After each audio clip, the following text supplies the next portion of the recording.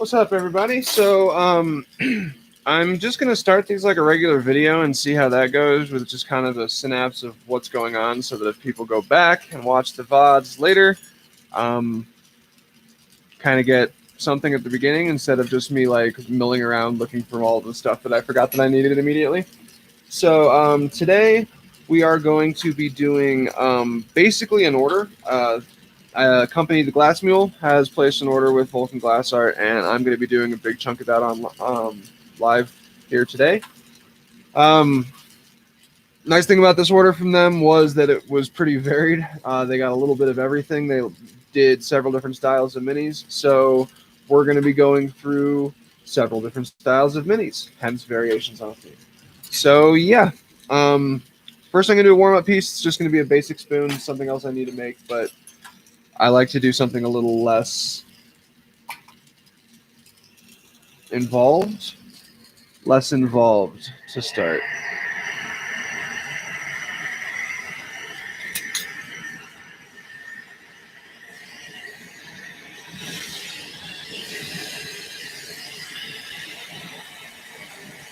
All right.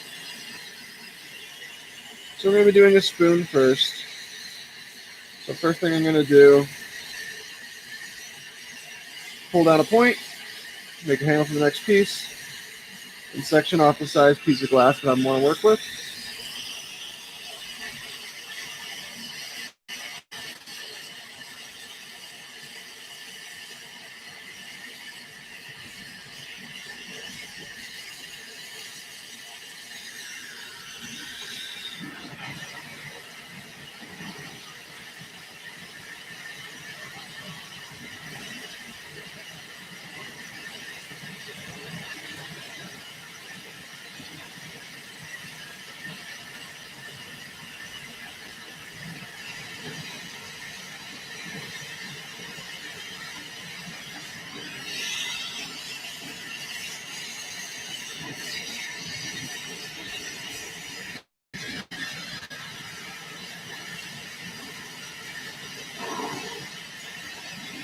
All right, we'll set that aside. Let's go ahead and clean up the end of this. We're going to actually pop this open, fume the inside.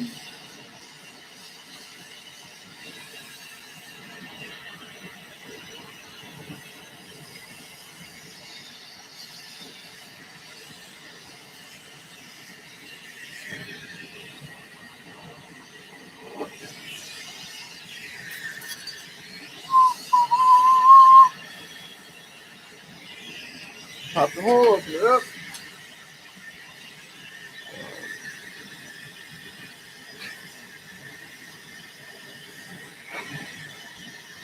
So I'm covering the hole that's at the end of my blow tube so that we create a vacuum, so that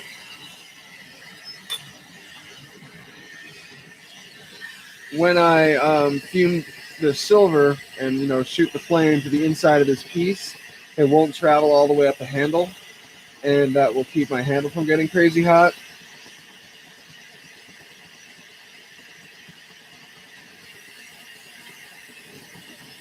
So I'm preheating my silver so it doesn't pop off the end of my rod, and preheating my piece so that the silver fume will stick a little bit better.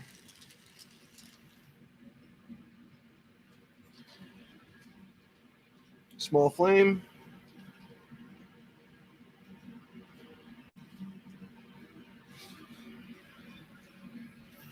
Slightly bigger.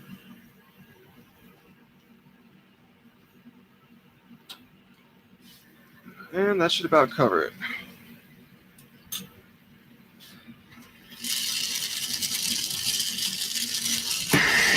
Always remember to take your cap, your plug off the other end. Otherwise, when you close this, it's going to suck in and you will be pissed off. Close this up.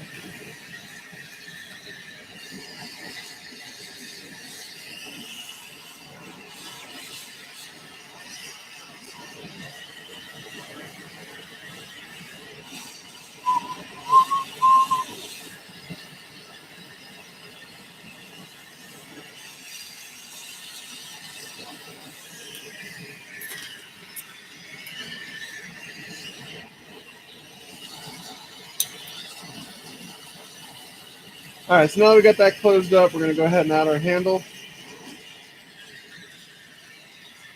Center it.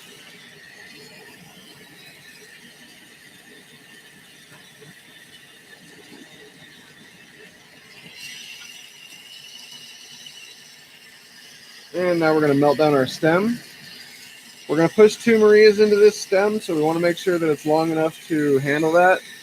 But we also want to make sure it's nice and thick, so it can hopefully survive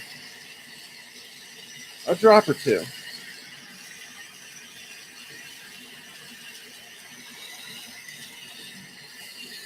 So first we're going to heat this whole section, and we're going to let it condense. I'm not actually going to pull it or push it or anything, just kind of let it sink in and get thick. And then we're going to pull it down into our stem.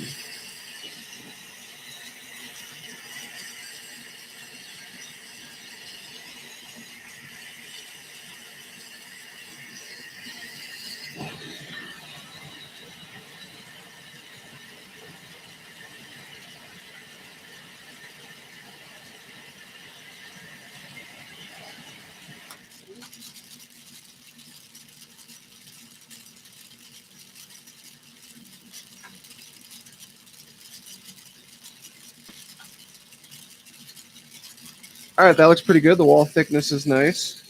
When you're working it, you can actually see if you have some nice thick walls or if your piece is super thin.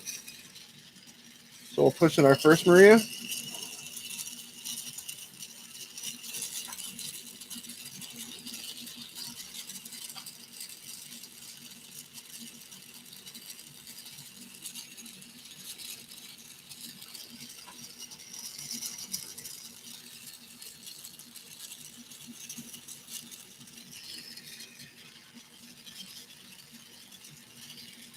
Make sure that stays centered. Let it cool. And then you're going to push in your second Maria.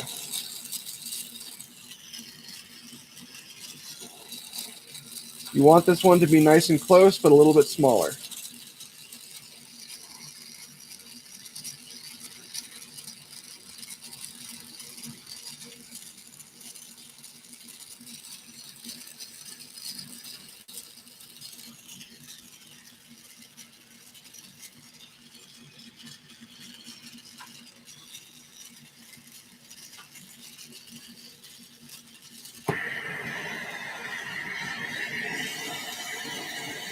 Now we're just going to go ahead and add our mouthpiece. It's kind of already a little created for us just by how there's a thick end at the end of that pole for the stem.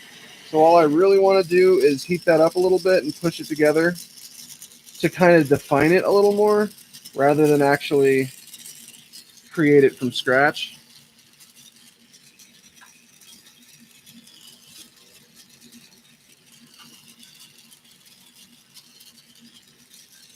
And then melt below it to further define the mouthpiece and also recenter your rod or your handle.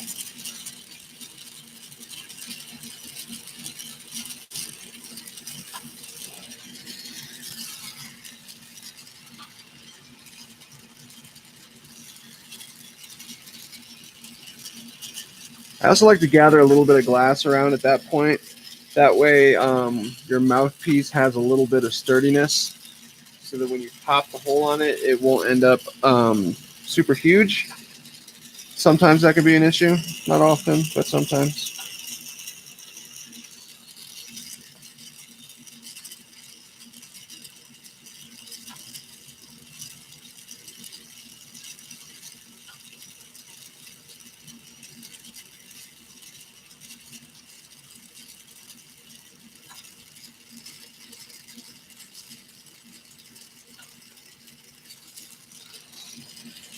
All right, so now we're going to add a wigwag window into this one.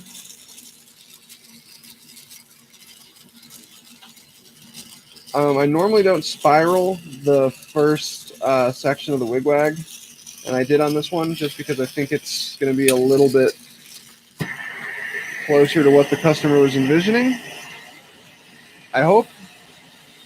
And so it's got a little extra different look than the spoons that I've done so far on stream and that anyone who's looked at my body of work has seen. It's not a huge difference. It's just something that makes it look a little unique.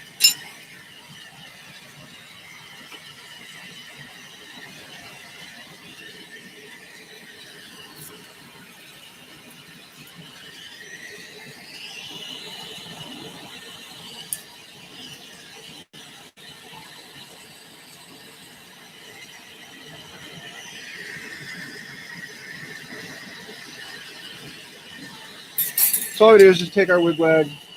You want the hole of the wigwag and the hole on your piece to be, I mean, pretty close to the same size.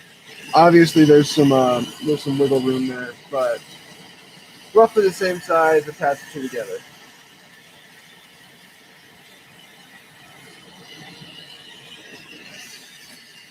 And then you can pop your handle off.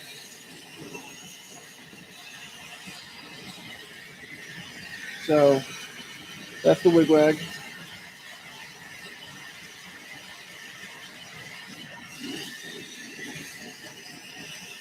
And now you're trying to join your wigwag that you just stuck on there to your piece while evening the thickness of the wall out on the whole thing. So you start by kind of condensing your wigwag down. And you know, this can be a honeycomb, it can be any little tiny thing of prep. I think you pretty much just want to attach it the same way. Condense it down, blow it out.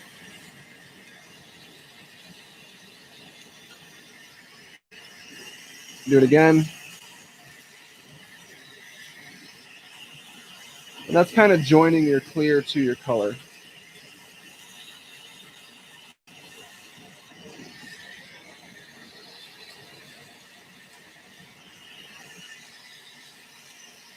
So now we're going to heat up the whole big chunk of clear that we had that was going to be our bowl piece in the first place. We're going to heat that up and then join, kind of melt the whole thing in.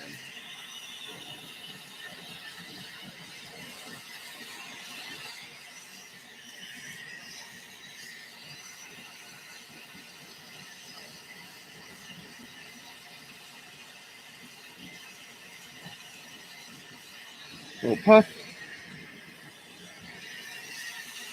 And now we're going to melt the whole thing down and get it the shape of our final bowl.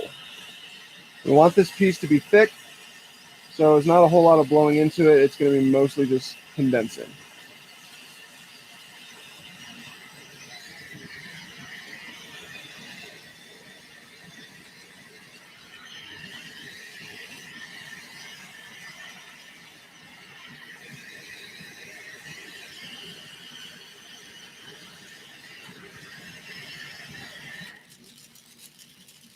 Let that cool down. You can't really, you'll be able to see a little bit better later. But it's got a nice extra spiral in the center before it starts zigging. All right, so now we'll pop a hole. Luckily, the wigwag's kind of uniform in direction, so you can just kind of pick anywhere. Go 1/3 from this direction over to that.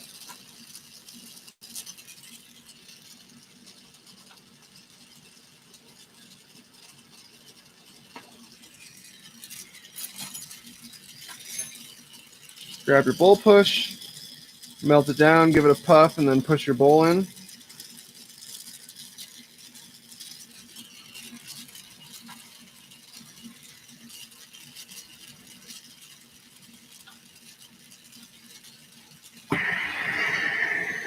A lot of, and I would almost say most people do that in one motion. I don't. I do it in two.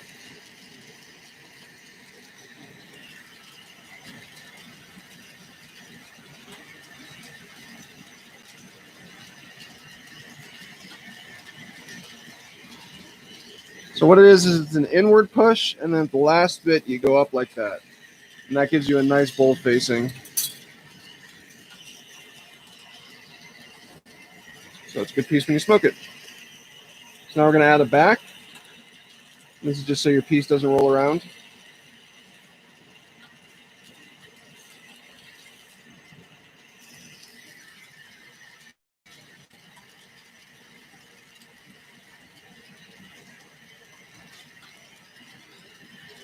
Always start by putting the stem of the piece down on the graphite first and then going forward.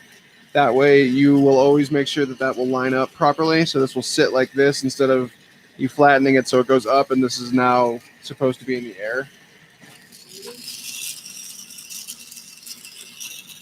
Pop our carb.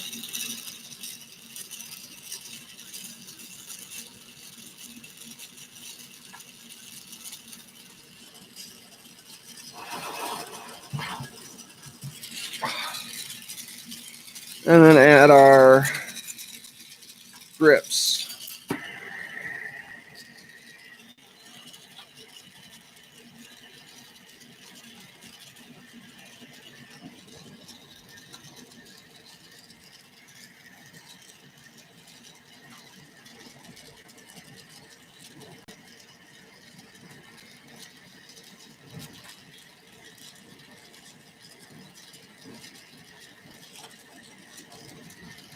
And then you're just going to follow the curvature of the wigwag.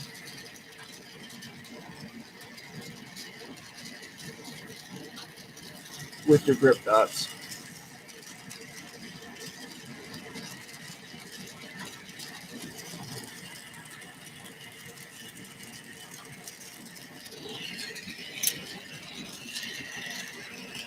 And melt those in.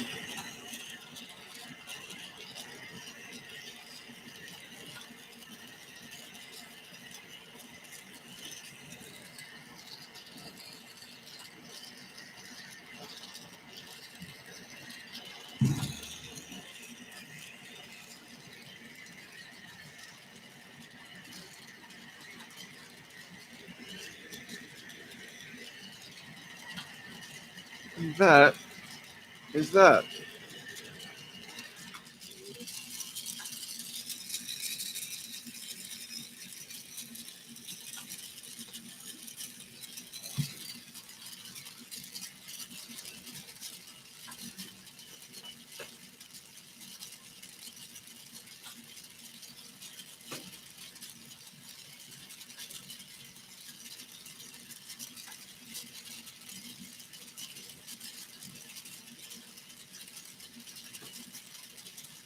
All right, so that was our warm-up piece. Our next piece is going to be, along with most of the pieces, is going to be going to the Glass Mule in Noblesville, Indiana. Check them out at the Glass Mule on Instagram, and you can just Google it. Show up. Really awesome shop. So we're going to be doing a Frit Mini.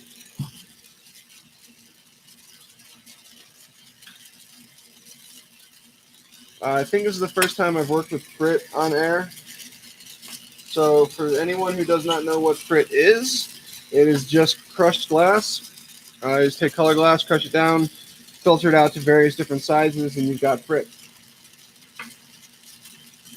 So I'm using my Super Glass Specific Gravy Boats film of Frit, and that's what I used it for. So we have, for this one, multi, dark multi, and unobtainium.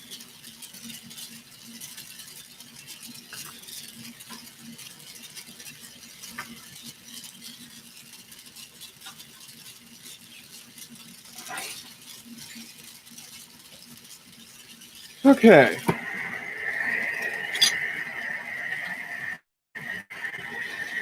Similar to most things, start by pulling a point.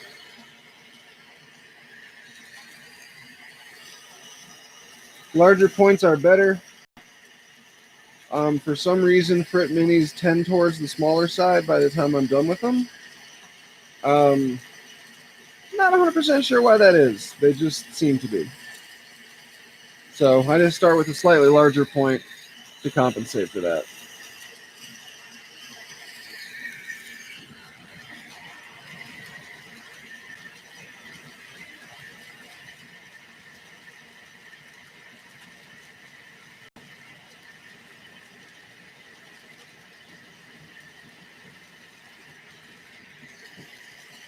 And we'll set our point aside.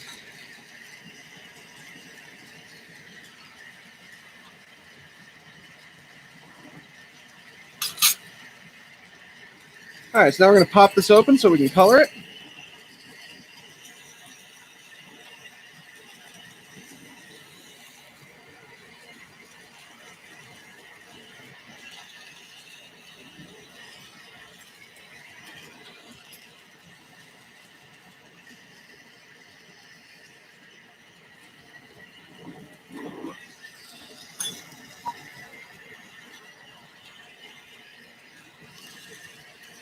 Let that cool for a sec.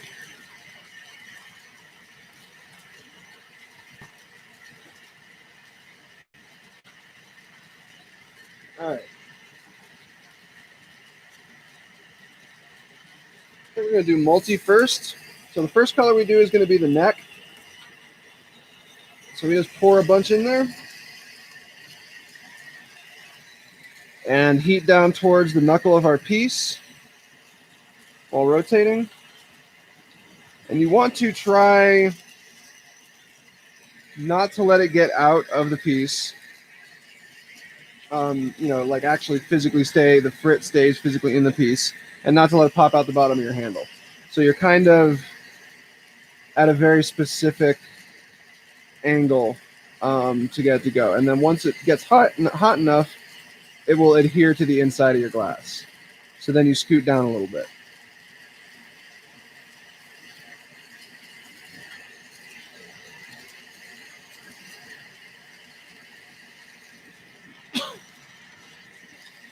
So then we're down. That's good. That's half our color.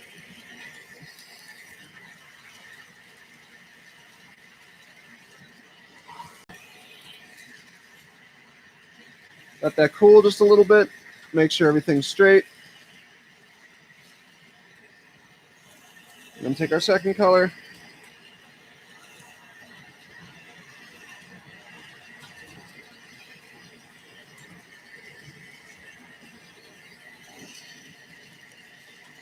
Now this time, I start my heating right at the tip of my opening. That way, any glass that makes its way to that spot will adhere to that instead of flying out of the piece, in theory. And then we move back towards the frit that I already laid in.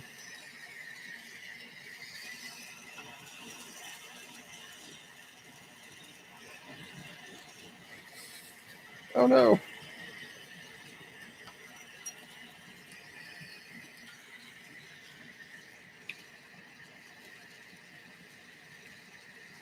A scrap from my scrap bin decided to adhere itself to my piece. Because I don't clean my scrap bin as much as I should.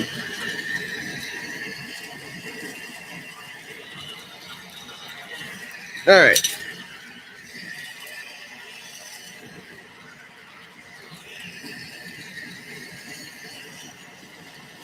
Now we're going to close it.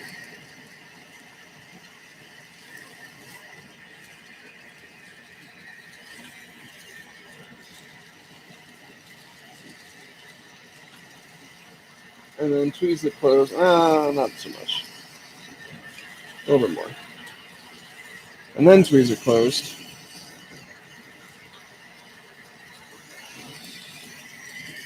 Clean up the end.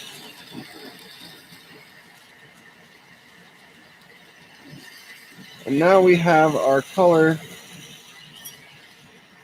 all set up for our piece.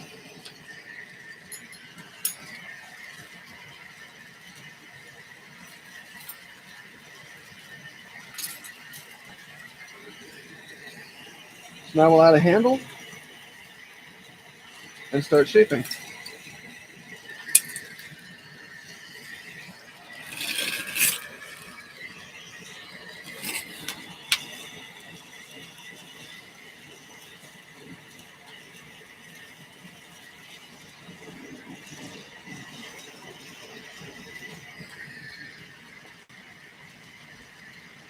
So similar to our spoon, at this point we're going to heat this spot on this piece where the green is, the dark multi.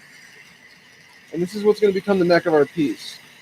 However, heating it up and holding that heat there on this piece is a little more significant than it is on the spoon.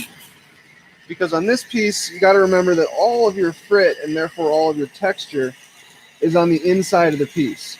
So just because the surface of your piece is nice and melted in, doesn't necessarily mean the inside of your piece is nice and melted in.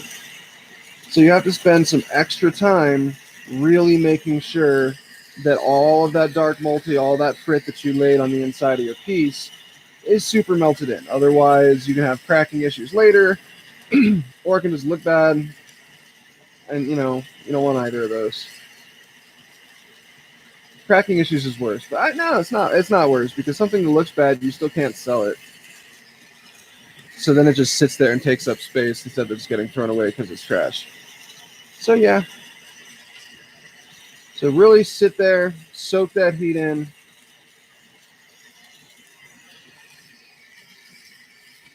And then we will pull it down.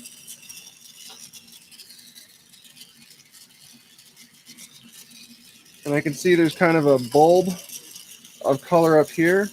So I'm going to hit that with the flame a little bit more. And when you do that, you don't actually have to like get it crazy hot.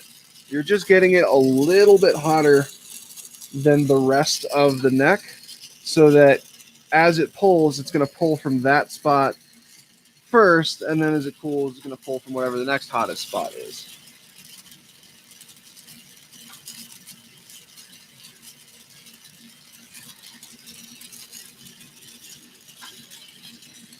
All right, so we got our neck. Go ahead and push our Maria in for our mouthpiece.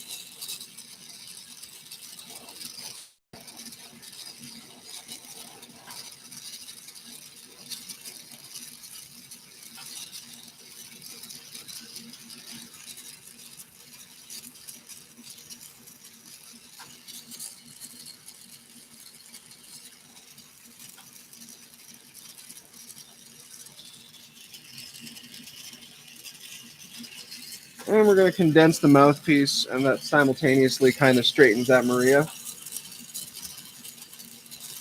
Condensing the mouthpiece is just so that you don't have an absolutely giant mouthpiece hole. It doesn't really have much of an effect if you do, like, function-wise, but it looks a little ridiculous.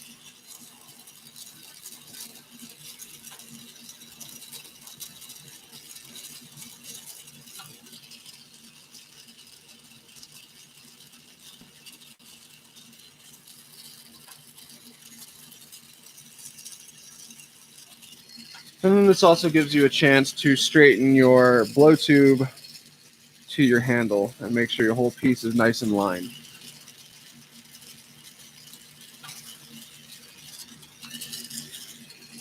Which I definitely did not do successfully.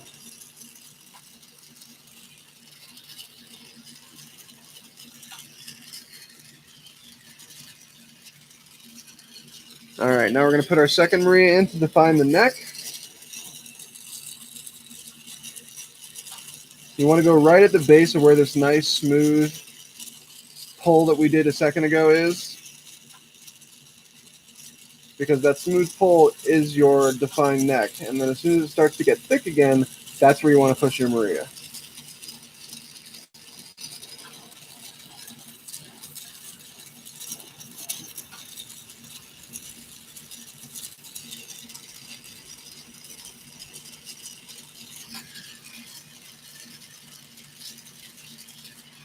All right, so now we got that top piece defined. So on the frit pieces especially, they are super prone to cracking when you go down to try to get rid of your handle. So taking the time, starting all the way at the top of that neck, heating it until it's orange, and then slowly working your way down will save this piece from cracking. And because even if you save it, a lot of times you'll always see a little line where that crack was, and you don't want that.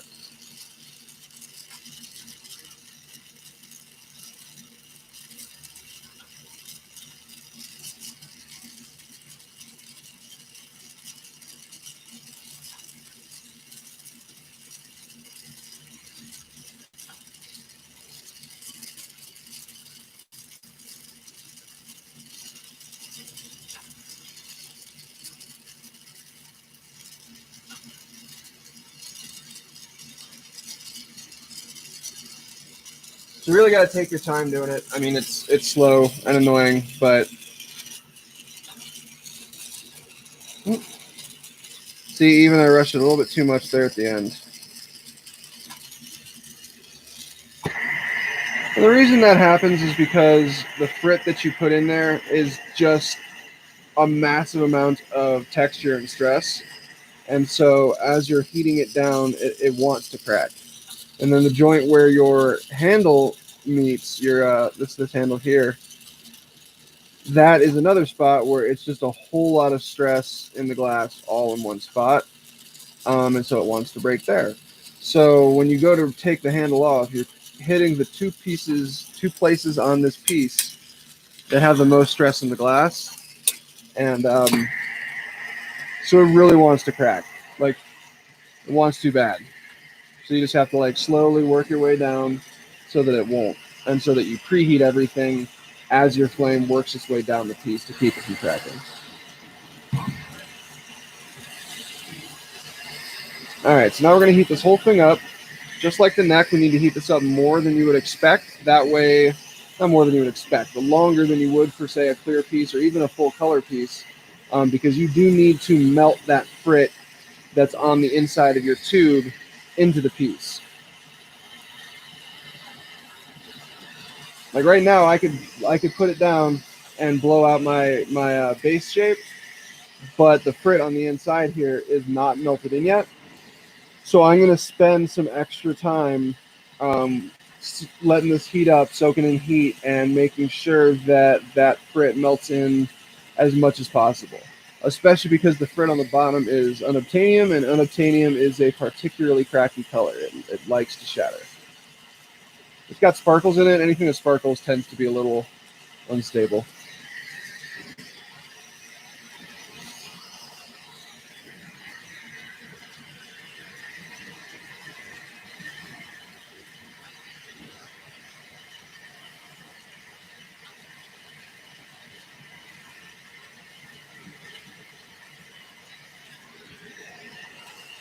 That's pretty good. And that's the first step in shaping our beaker.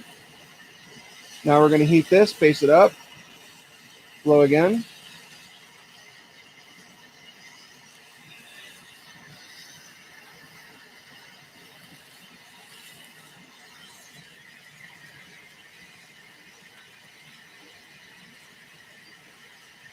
On that second one, I'm not actually really blowing. All I'm doing is just, I don't want it to sink in.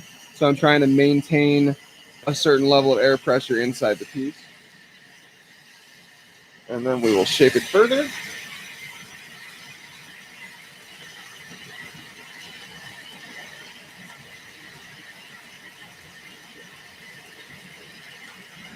By blowing into it, rotating it, and setting it on a piece of graphite, it kind of defines the bottom.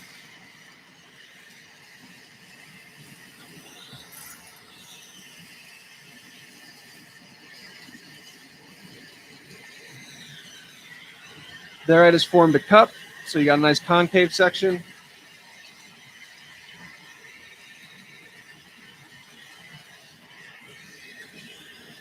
Set that so that the rim of that concave sits perfectly, and that'll keep your piece from ever wobbling. Find the slope you like the least. Pop a hole there.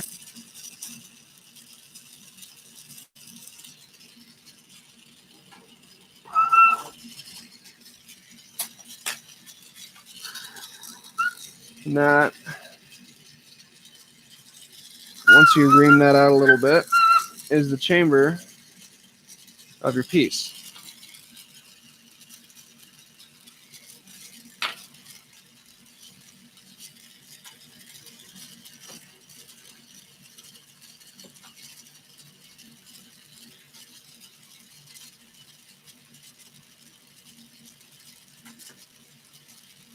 So next I would normally make a female piece and then do the down tube.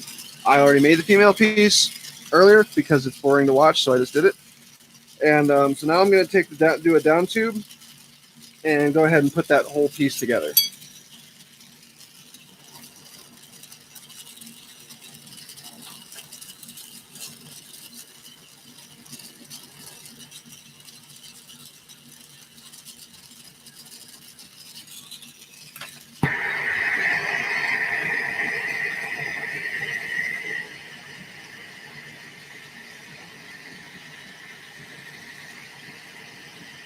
Heat the tube, let gravity take it. Pop a hole in either side.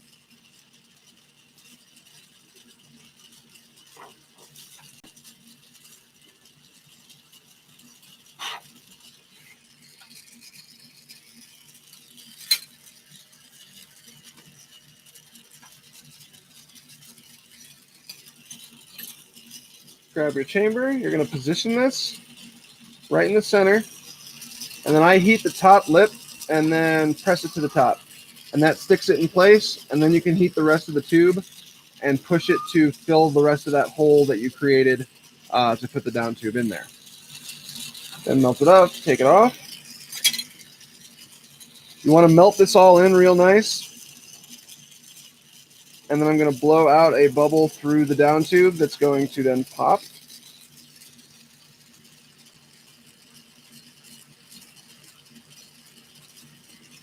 Doing the bubble real slow there widens the hole so that it'll more closely match the female piece's ring that I've got. Going to get rid of this ring of clear.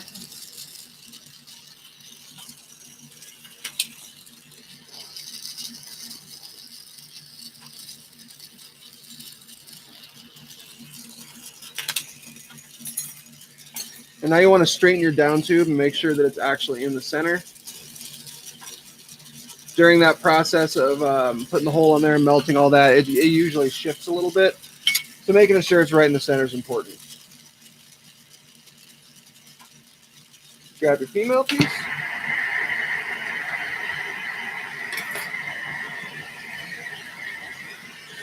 In keeping with not wanting my down tube to move at all, I'm going to only heat the rim of the female piece, but not the male piece. Get it extra hot so I have a few seconds to move things around.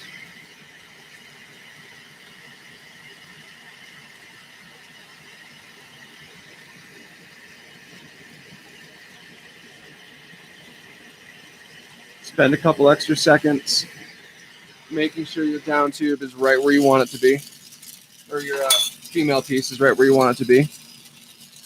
I have one separation, so we grab our tungsten pick, heat that spot, and drag some glass together over it.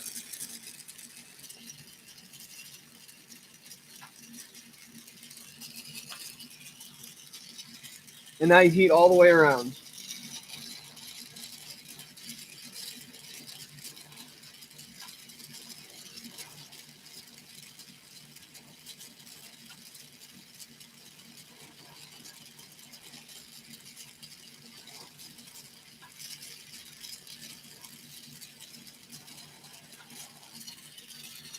These are always parts of the piece that are like the part of quiet contemplation. Takes no real skill. I'm just kind of have to patiently heat all the way around and melt the glass together. But if you don't do this, or if you rush it, both outcomes will end up screwing up your piece.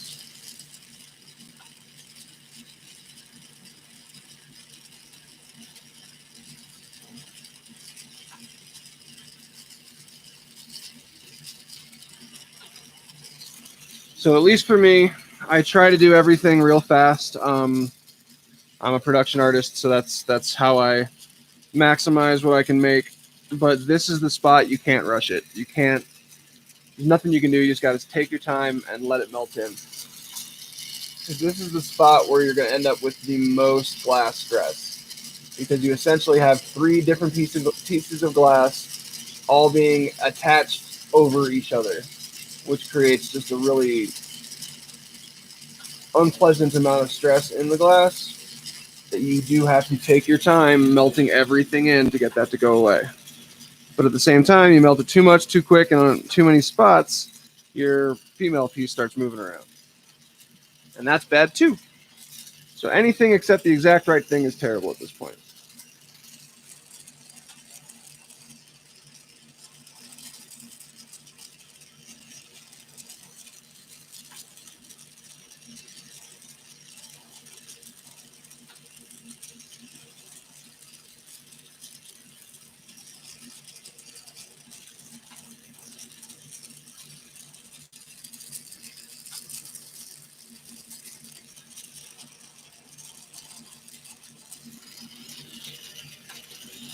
All right. Give it a second, then we got to hit one more spot, and then this guy can go in the kiln.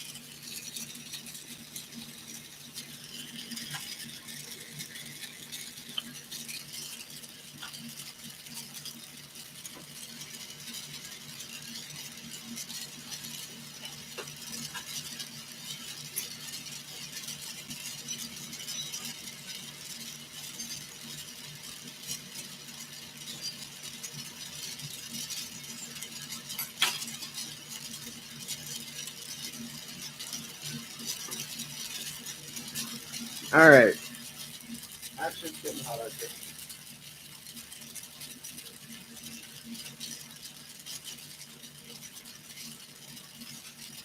So next we're going to do a clear with wigwag bottomed mini.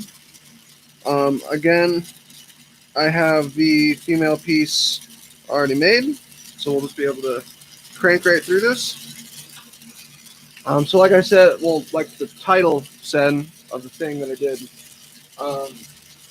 we're doing a variations on a theme today. They basically order this, like I said, this is all going to the Glass Mule in Indiana, and they basically ordered like one of almost every kind of mini that I generally do. So I thought this was a good opportunity to run through every single kind of mini that I make.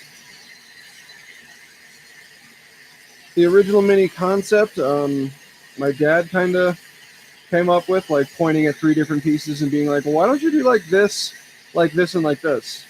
I was like, okay. And the first one we did was the Frit style, the 2-tone Frit minis.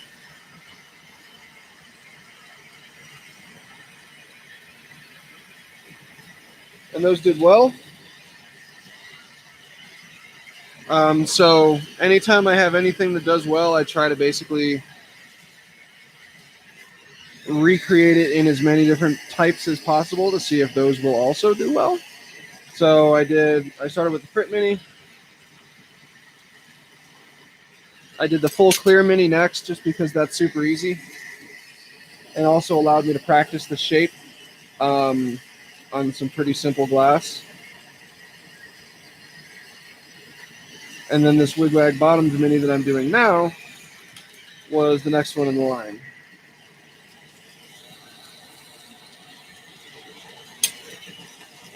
And then came the full wigwag mini, which I have the blank already pulled out and ready to do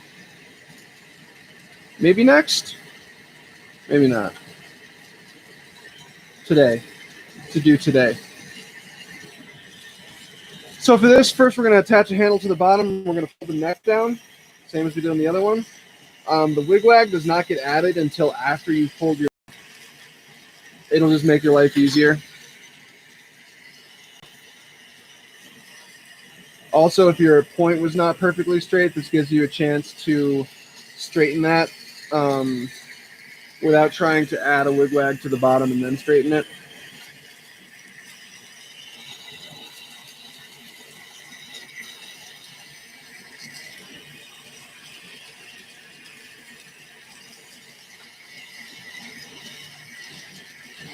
So as you'll hear me say over and over, take your time, let that heat soak in, get it all nice and evenly heated, and then you're going to pull it down into your stem, your neck, whatever.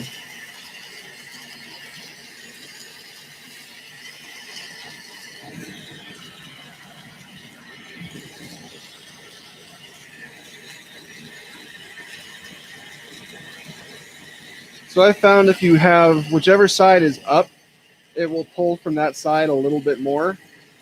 So if I have my right hand up like this, it will pull from this side of the tube a little bit more than this side. And if I have my left hand up like that, it'll pull from the left side a little bit more than the right side. And so when you're pulling your neck down, you can kind of use tiny little things like that to help shape your neck in one pull a little bit more comfortably.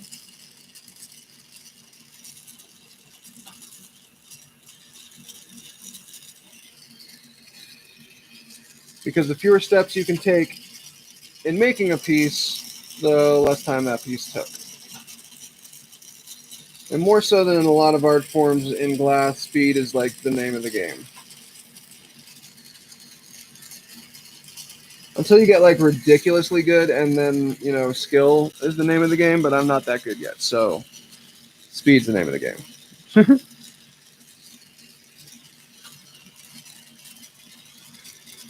So that was our mouthpiece, Maria. We'll now push in our neck definition, Maria.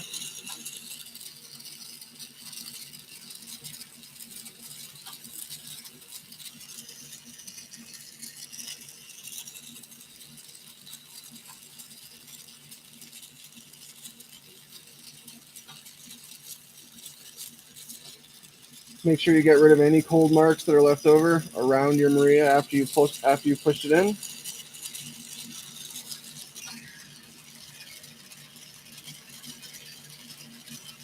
Straighten everything out. Take off the handle. Now, because this is just clear and there wasn't a bunch of frit, I can usually just come right down and take the handle off without having to preheat the whole thing all the way down. But that's because the clear is much less susceptible to cracking than all of that frit on the inside of your piece. All right, so now we're going to pop a hole and add our wigwag.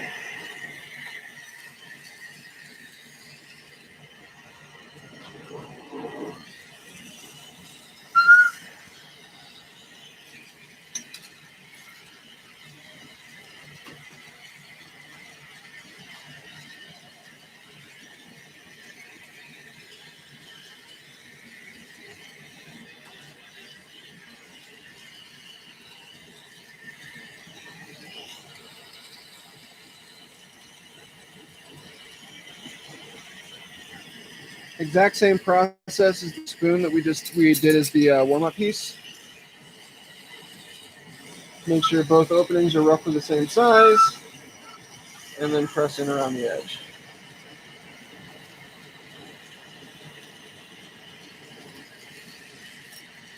And you're not really pressing in, you're just kind of touching it all together so it all seals to itself. You don't want to create any extra stress in the glass more than you have to.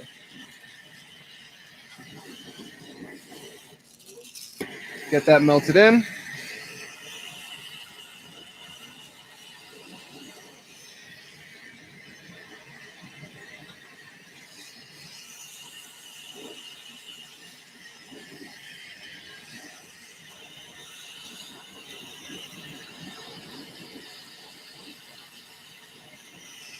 Even it out to your whole tube.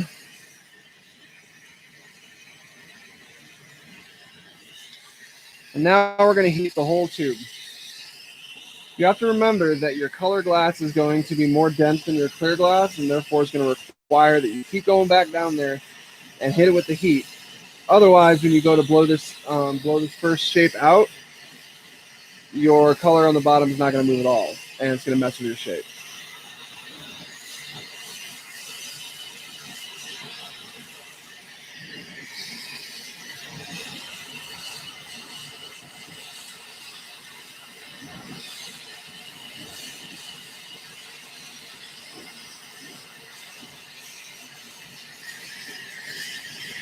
And then right before we take the blowing out in it, we're going to heat that bottom again, just so it has the most heat at the time of shaping.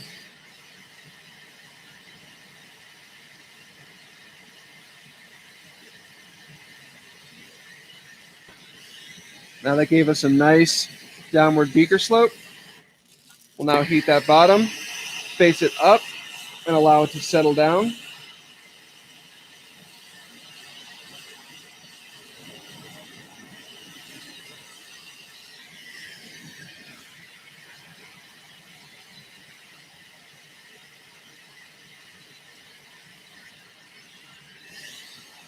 And now set it on the marver, blow into it while you're rotating.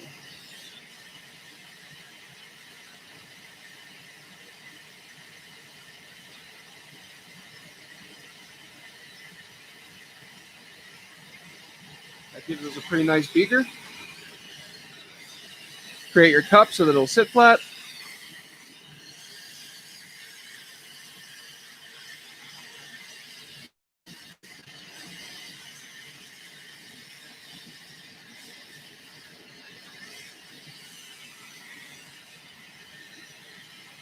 Stay flat, make sure it looks good.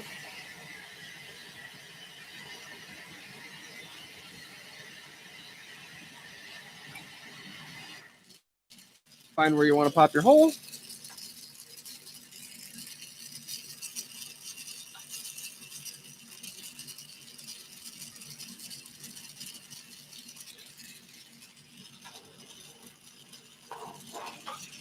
And wring that out so it's the right size.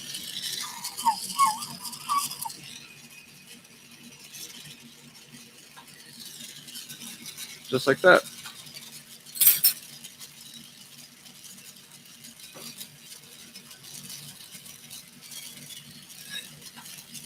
All right, once again, I would normally at this point make a female piece, but I already did that. So we're going to go ahead and make our down tube.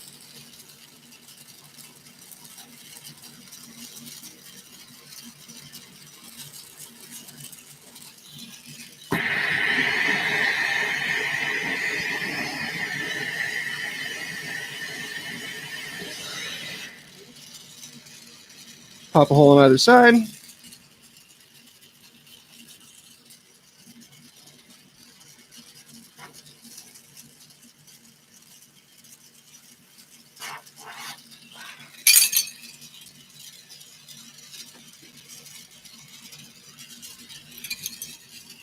Center it.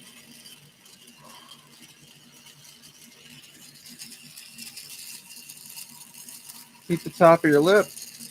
Press it in so that your thing seals and will stay roughly where you put it. And then heat that tube and use the rest of that excess glass to seal the rest of the hole. And so now your piece is in there. It's a little off, but you can fix that in a second.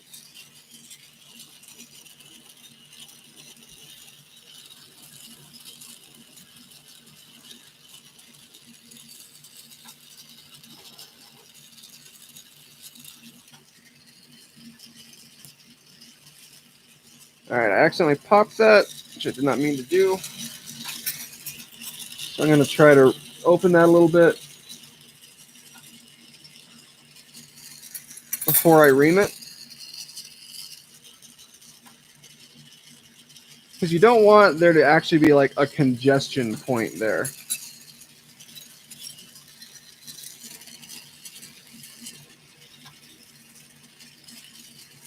All right, that's pretty good.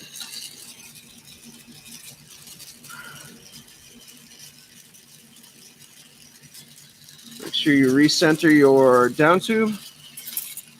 Grab your female joint.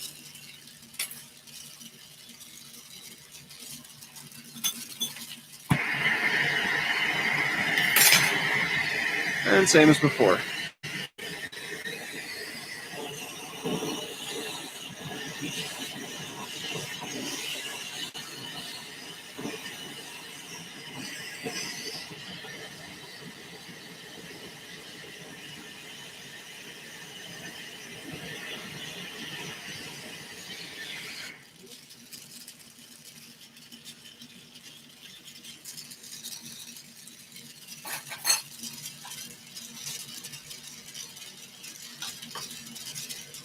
All right.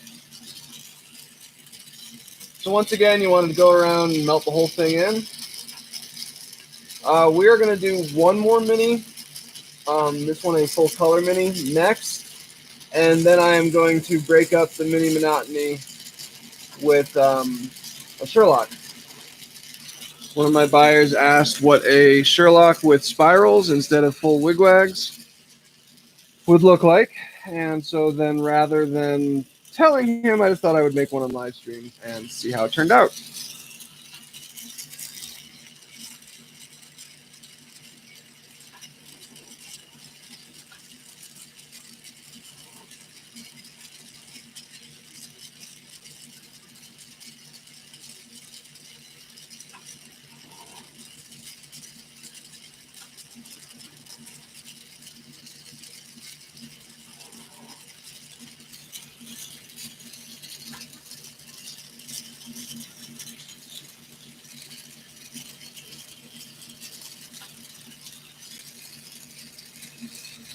Not much to say. You've heard it before. Take your time, go slow, melt stuff in completely, reduce stress.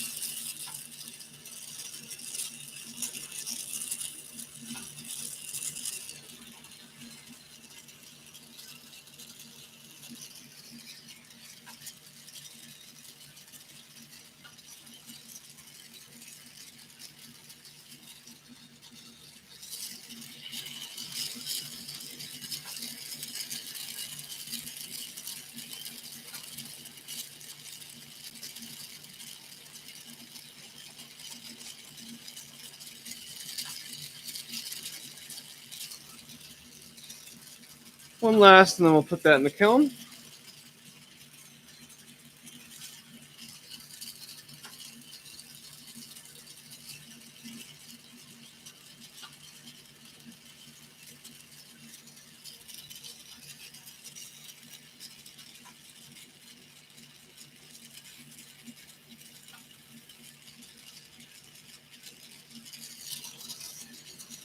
All right. So I want to make sure that goes in the kiln and sits there for a while because like half this piece is now cold.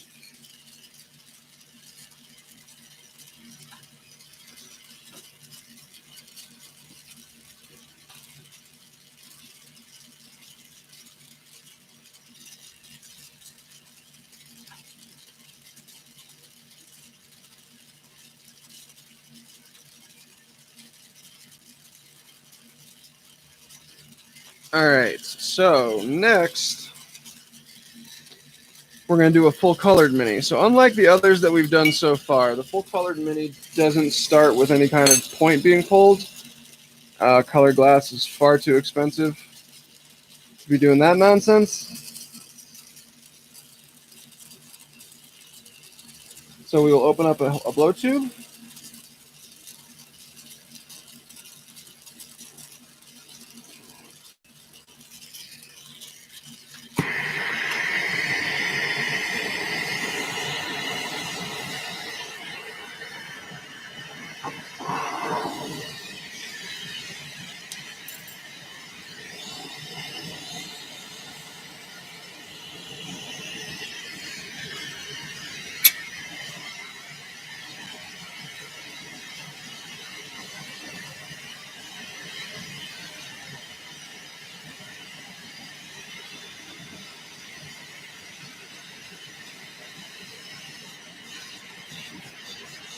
This is a nice aqua azul tube.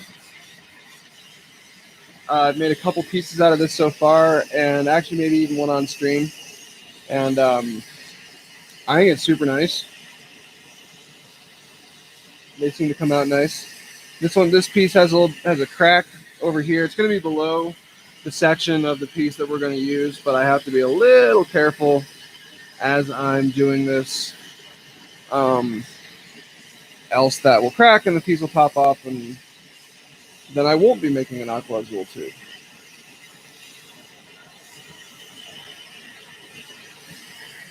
So I just want to marver this down so that it's the size of my handle. It's been in the kiln a while. The handle that I'm holding it on is a little hot.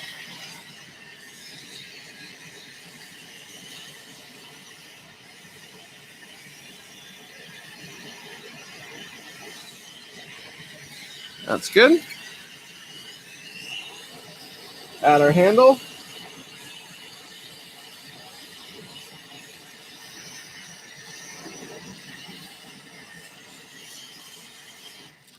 Make sure that's attached really well.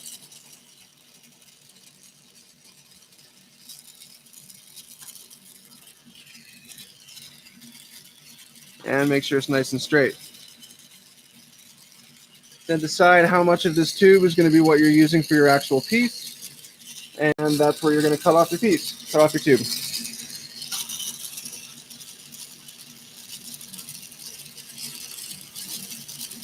Normally I'd probably use the big flame, but because it is so close to that crack, I'm just going to make sure I get it at least started for the most part with a little flame, because I don't want to waste any of this glass if I can help it.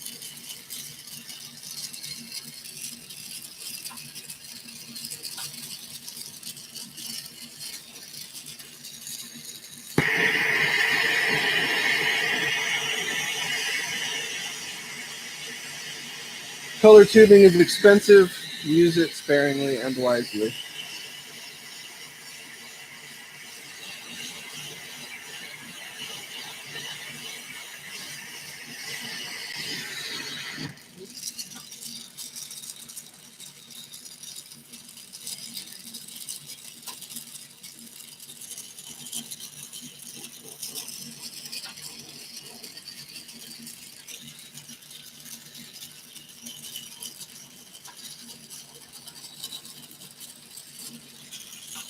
And we'll set that aside.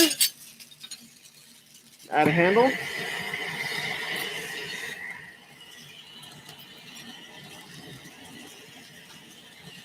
So the big difference between doing a mini with color versus clear, or even clear with Sprit, the color tubing tends to move a little bit differently depending on what color it is, how thick it is, how thick the wall thickness is. So they're actually some of the more difficult of the minis to make, even though it still seems like pretty much just the same process. But you actually have to adjust how much you're heating to how thick or thin both the walls and the actual overall diameter of your piece of color is. This piece of color, for example, is a pretty thick diameter, and it's a reasonable, it's like 30 millimeter tubing. So I don't have to heat as much of the neck of this piece as I did the last one, because this one is thicker.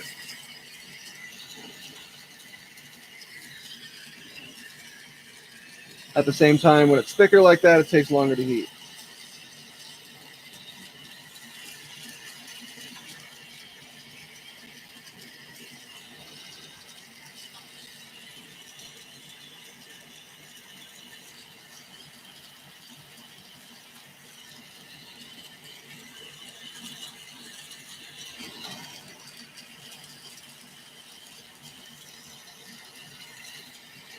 All right, we'll pull that down.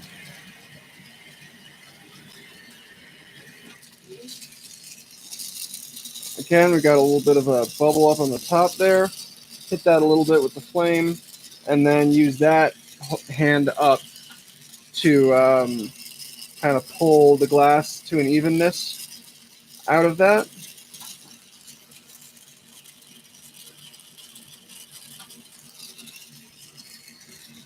We got our neck.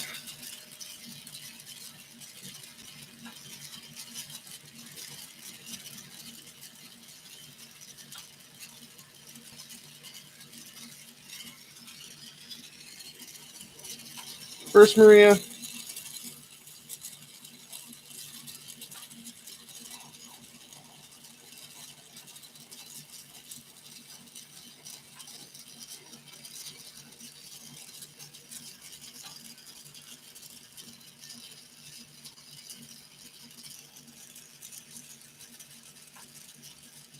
Your Marias will also be affected by the thickness of the tube. So when you push them in, you have to be a little careful on how it's being done, and you'll also end up with cold marks a lot of the time that you need to make sure you get rid of.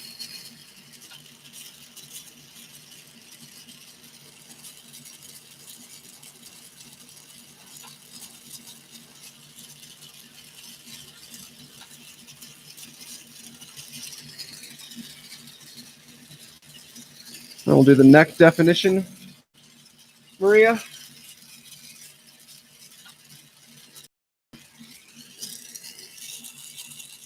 Right down here at the end of that nice smooth stretch.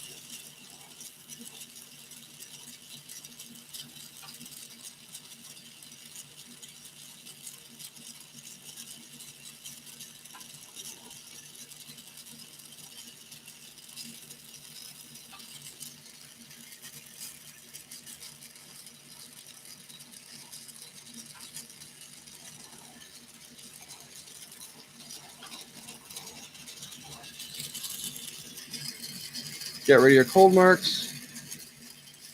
And now you have to decide how you're going to get your handle off. I know this tube to be a little finicky, like this color of tube. So I am going to do it the same way I did my frit, where I slowly work my way down.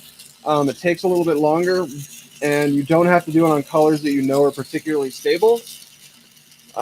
This color, it's not bad, but it has cracked on me. So rather than take a chance, I will slowly work my way down.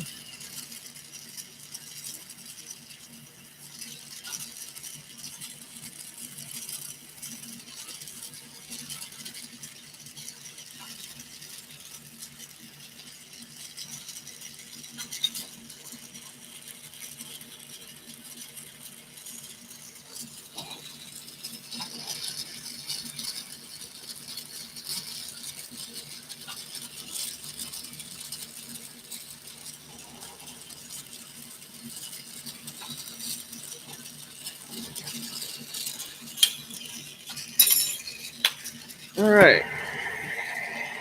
Whew. A little hot in the studio. So now we're going to heat this whole thing up nice and evenly and blow our shape, our initial beaker shape.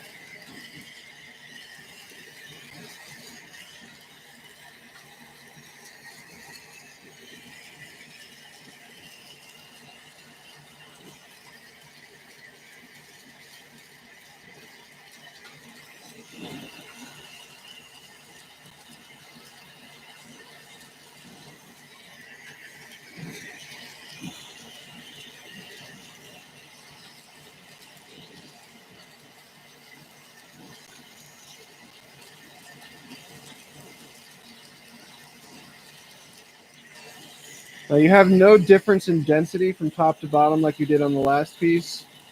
And honestly, even the frit piece has a little bit of density issues. So for this one, you don't have to worry so much. You want to heat it nice and evenly rather than worrying about having one spot a little bit hotter than others.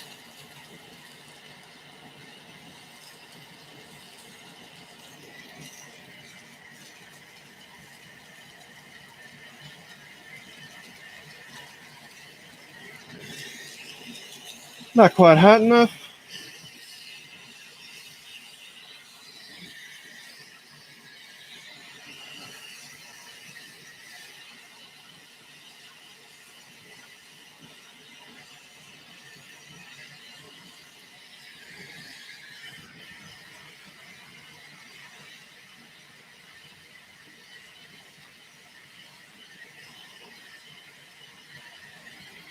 Better?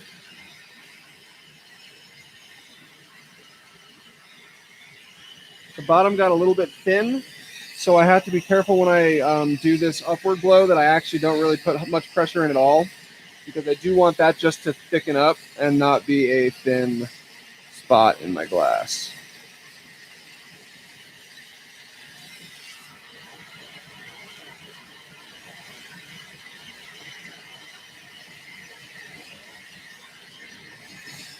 And then our final shaping.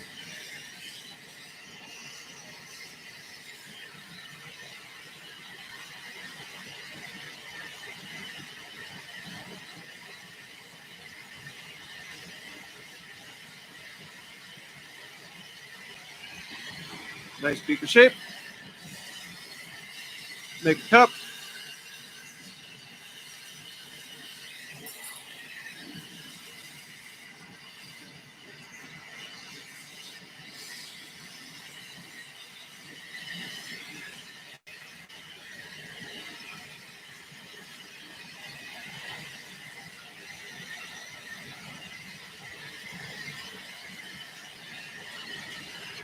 Make sure it sits nice.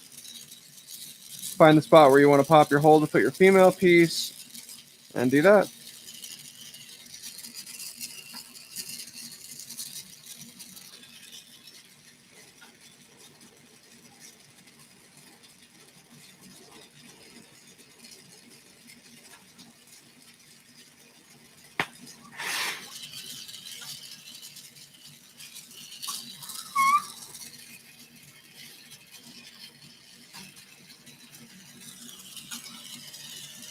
All right. Well, nice shaped one. That'll look good.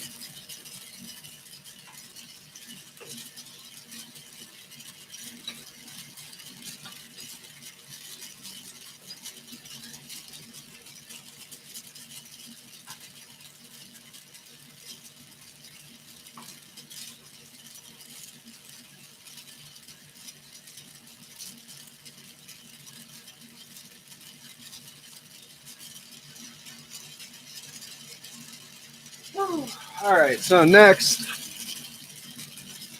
we are going to finish this piece off, put its down stem in the female piece, which I already had made. It was super prepped today. And then we are going to do a Sherlock to kind of break things up a little bit.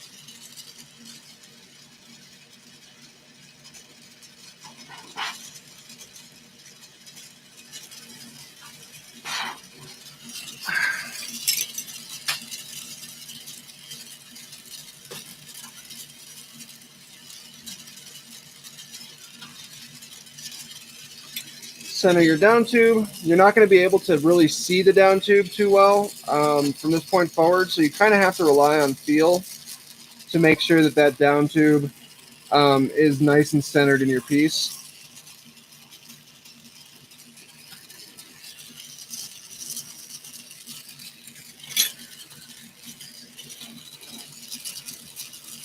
And then also, because this is a full color piece, now this is color inside clear, the tube.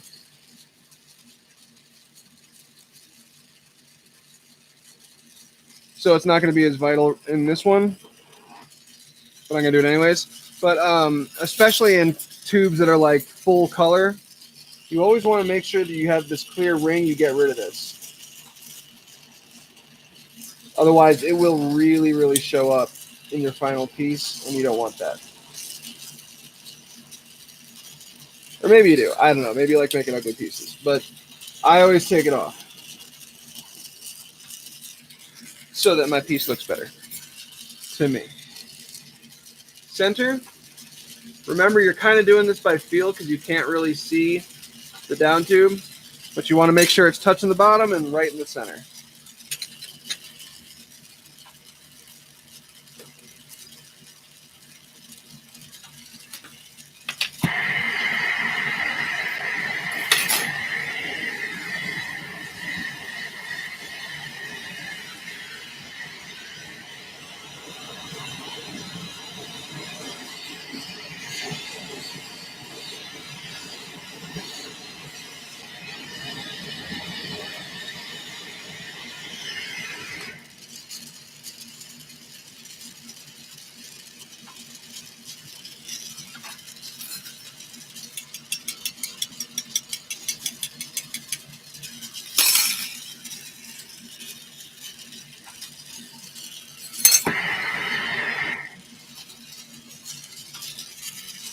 So when you do your female joint really nicely so that it is exactly the right size, it will stick to your graphite thing a little bit there. So that's why I was tapping that, the graphite rod or the steel rod was just to loosen that so it would pop off.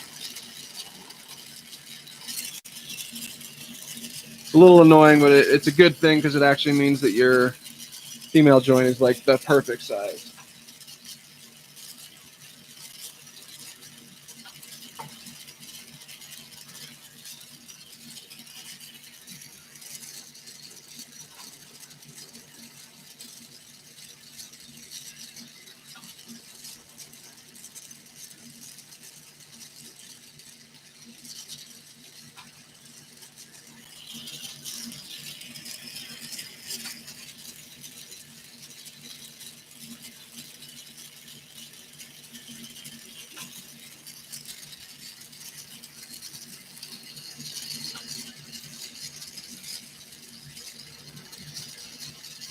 So when I'm actually doing this stuff like production line style, I tend to work kind of almost like an assembly line. So I'll make all the chambers of all the pieces, and then I'll make all the female pieces, and then I'll put them all together, one down the line, and I'll take them all off the tube and bend the neck one after another.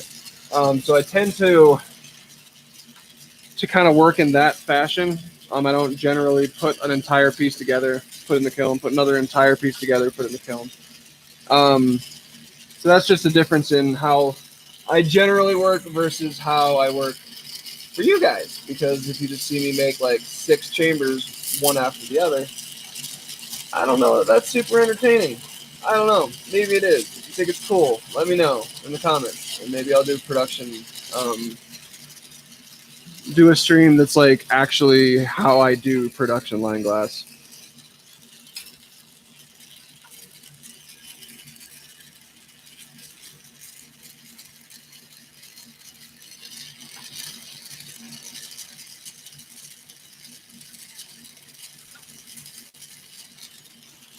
And there we have it. All nice and sealed. Looking pretty.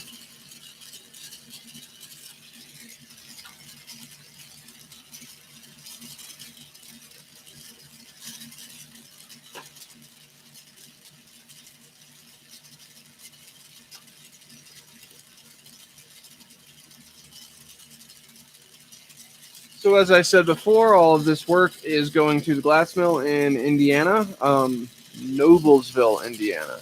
So check them out on Instagram at The Glass Mule.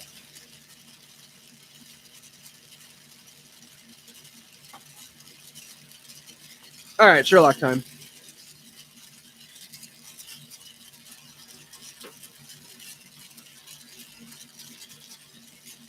So I started by taking my random tube, and we just kind of got a nice big section spiraled up and evened out. So now we're going to use this to pull down the stem, the neck, the back swoop part of the Sherlock.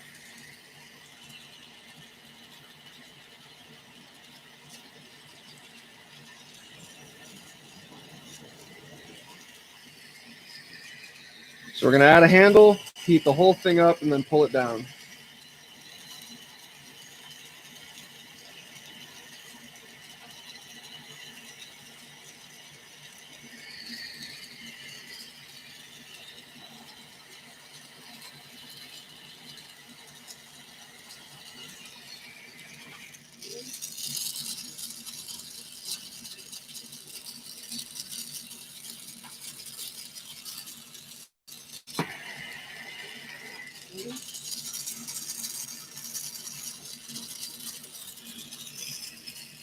So I'm going to have to pull this down a little bit in sections because my handle is being a butt and getting super thin.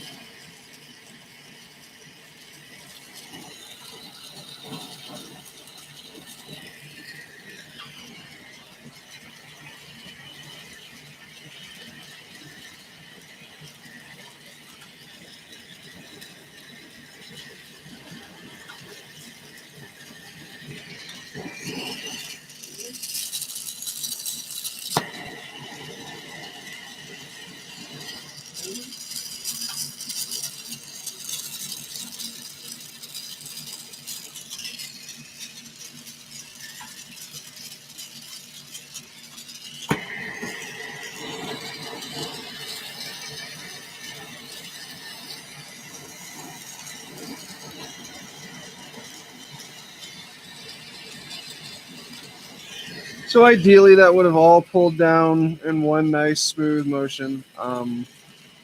Glass is often not ideal, so you just got to learn to kind of shape things on the fly.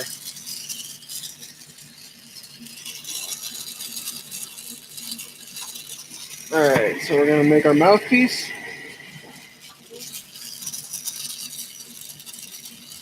This part of the glass, because it was closest to my handle, is actually 7 different kinds of uneven. So I am going to heat it all up and blow into it and try to get this down to a little bit more of an even mouthpiece bubble.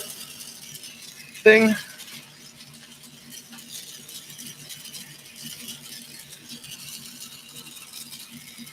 A little better. And then define it same as we do all of our others.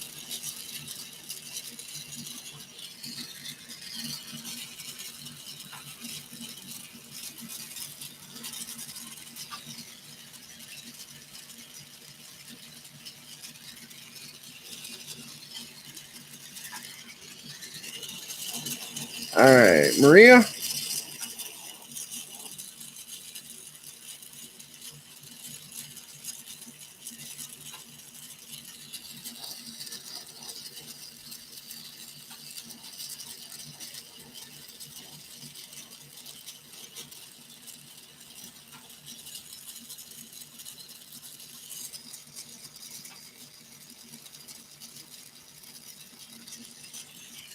Say no to cold marks.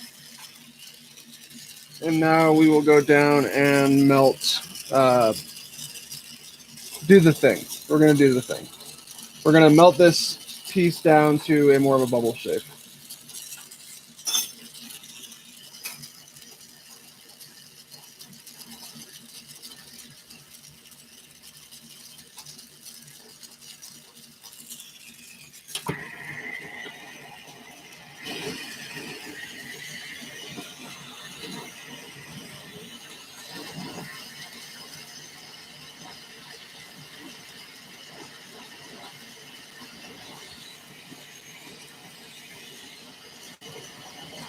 Just going to give it a little bit of a puff. We don't want to thin it out.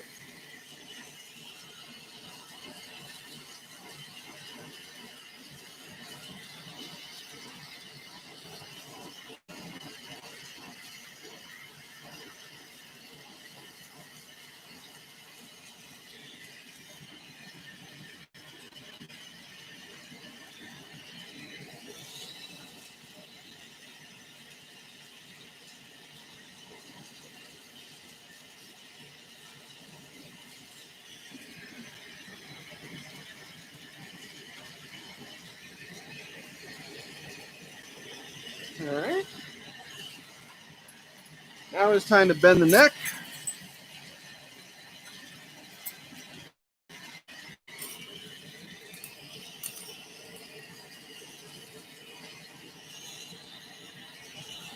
Add a handle to the bottom. Usually one that's longer than what I'm using. Make sure that's nice and centered and straight and cool. Heat your neck.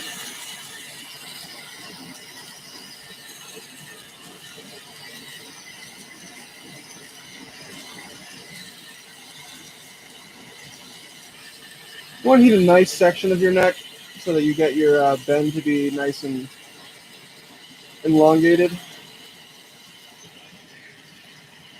Bend, puff, bend.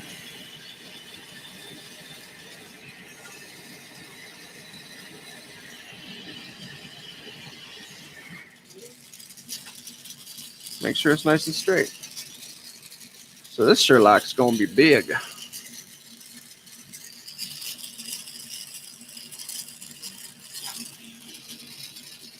Ain't nothing wrong with that.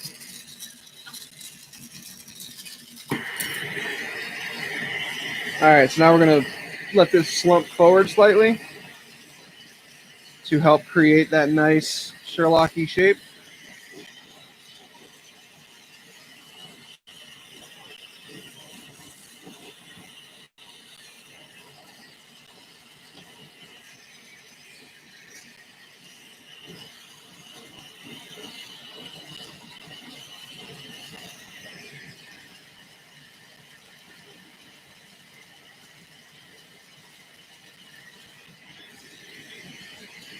Looking good, looking good. Now I'll just pop a hole, open that up, and then go make our chamber piece.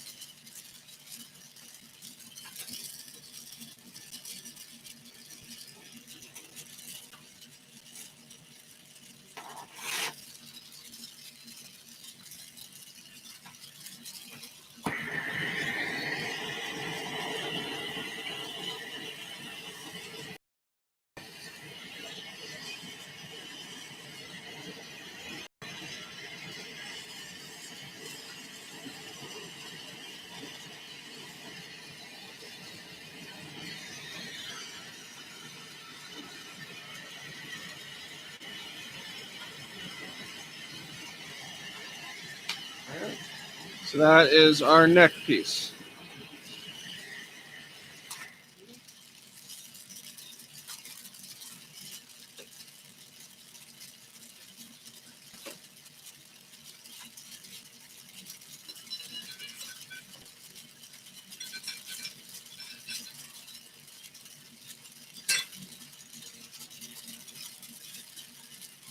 All right, I gotta grab some water. I'll be right back.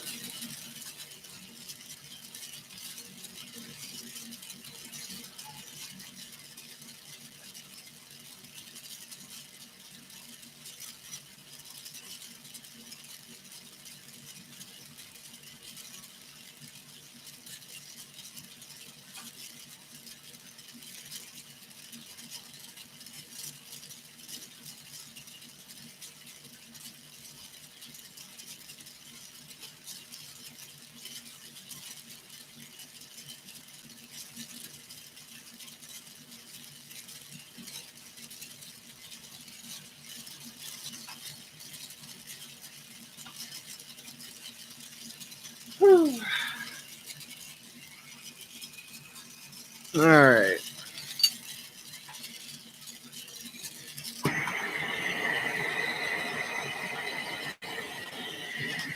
So the only thing I didn't do is I did not connect these two wigwags. So we're gonna do that.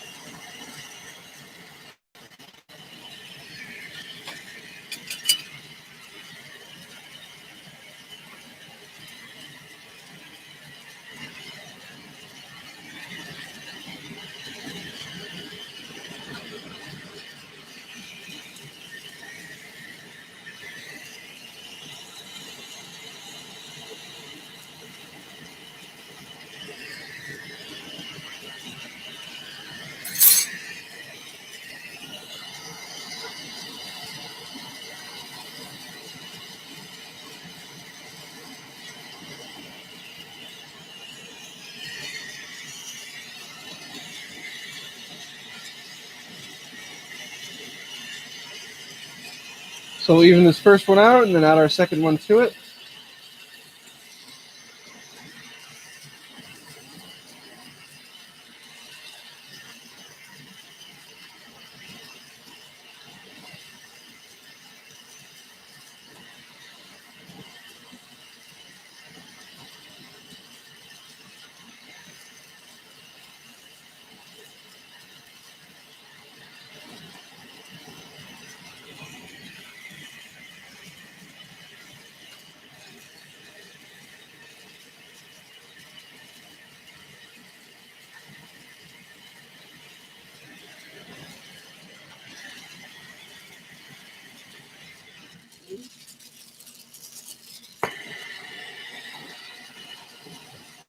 The spirals are actually harder to even out than the wigwags.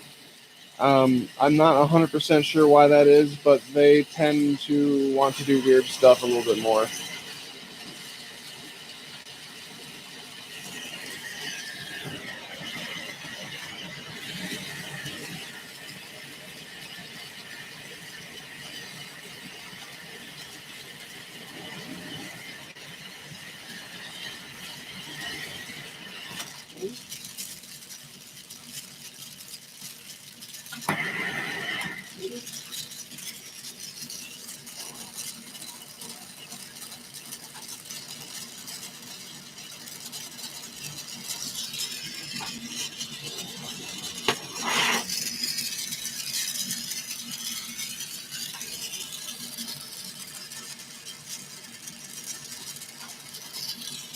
As always, make sure you tear away your edges, otherwise you're going to end up with a clear line between your two wigwags.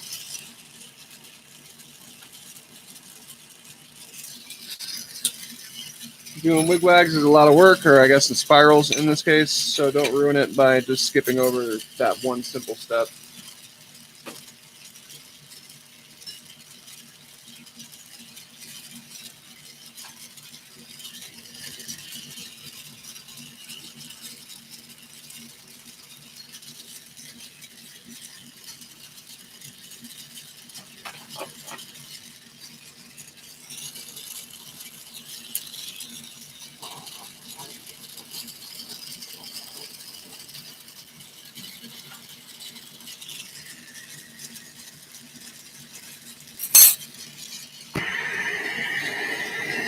I want to line my spirals up on this piece.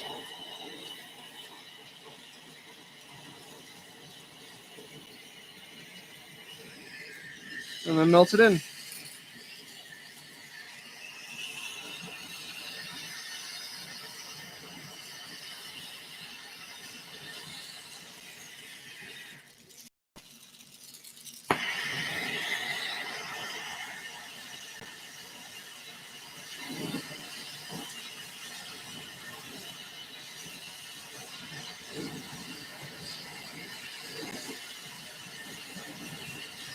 When you're trying to keep your spirals or your wigwags or whatever lined up, you always got to remember you're going forward and then rotating back the same amount each time. And that will keep your spirals nice and centered, theoretically.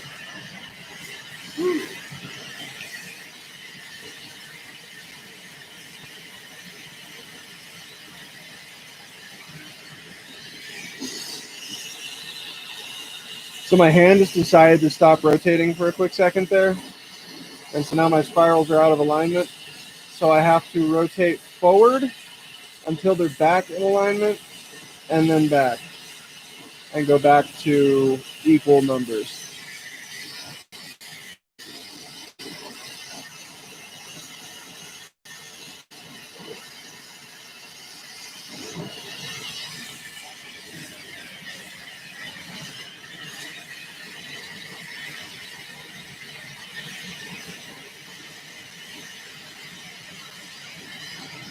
Almost there.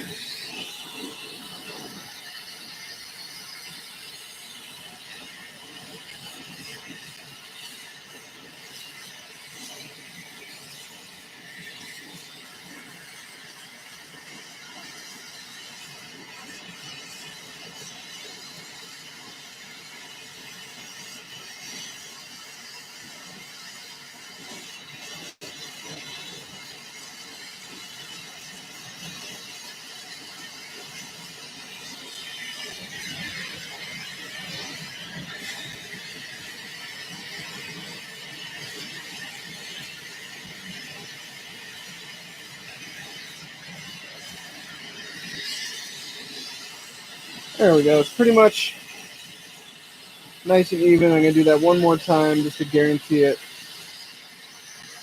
And then we're ready to shape our chamber.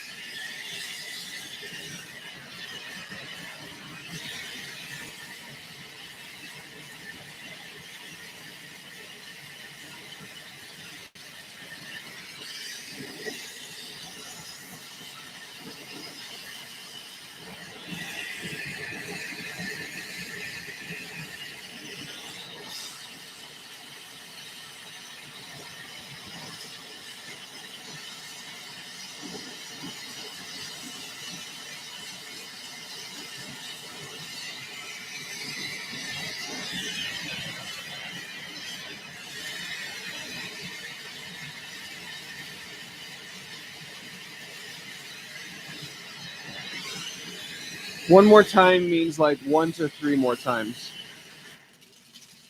That's how that works. All right, so now I'm just going to use gravity to kind of shape it. I'm going to let it droop down just a little bit, mainly at the base.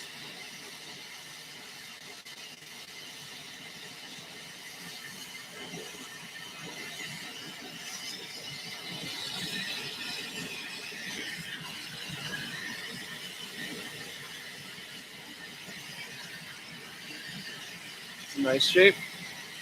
And then we're going to flatten our top out just a little bit to make sure we have plenty of space for our bowl. It's going to be a nice big bowl.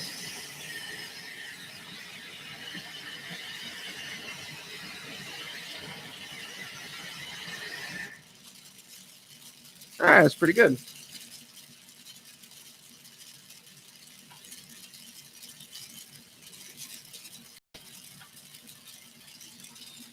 So now we will pop our bowl hole.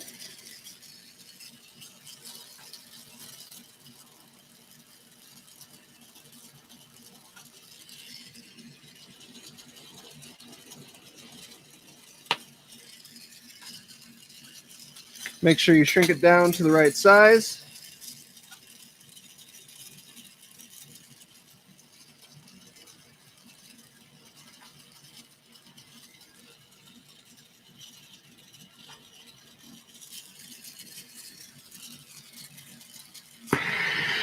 And then actually push it in.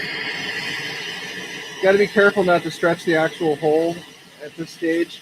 So I set it in there for a second, let it sit, and then push. Set in there for a second, let it sit, and then push.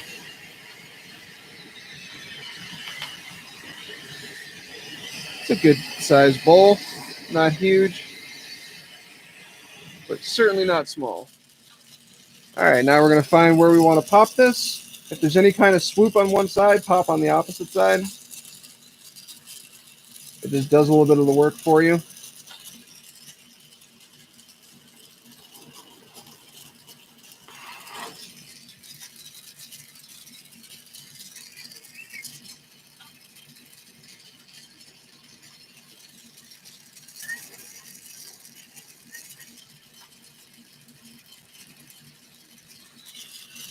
And then you got that. Now take out your mouthpiece, stem piece that you made earlier.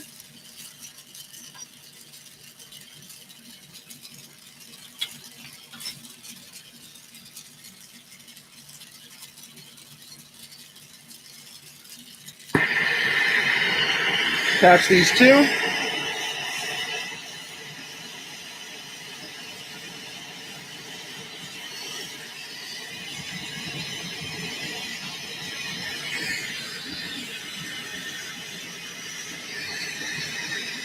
Take a second, make sure it's nice and straight.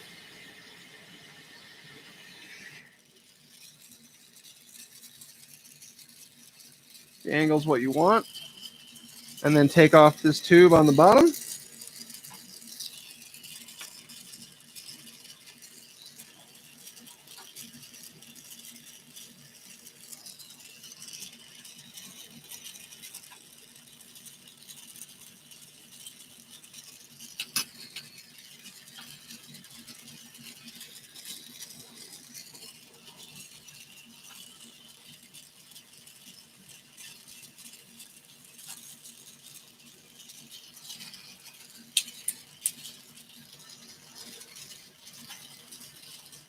Got to make sure there's no leftover clear there. And then do your bridge.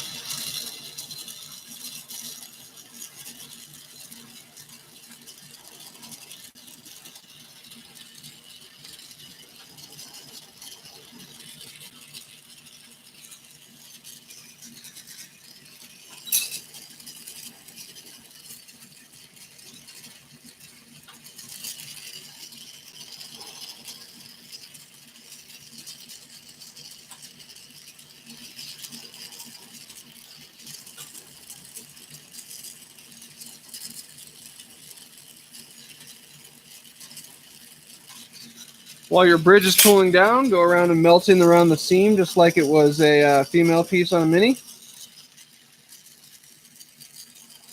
Except because of the bridge, you can just kind of go around. You don't have to stop and let things cool in between steps.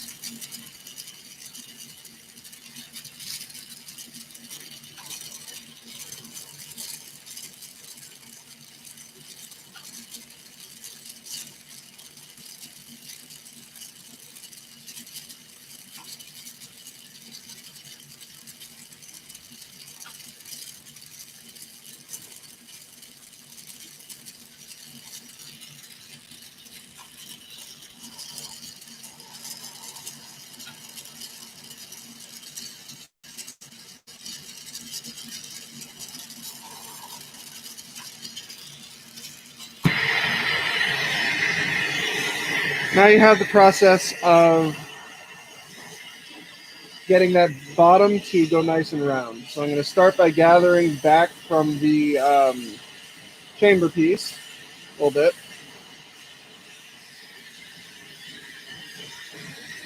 And then make sure I hit that back piece. Puff it out.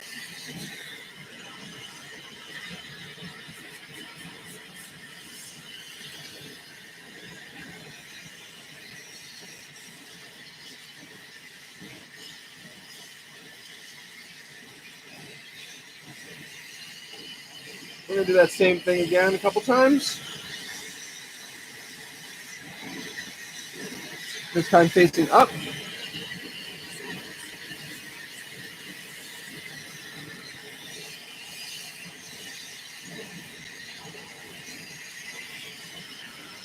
And then again facing down.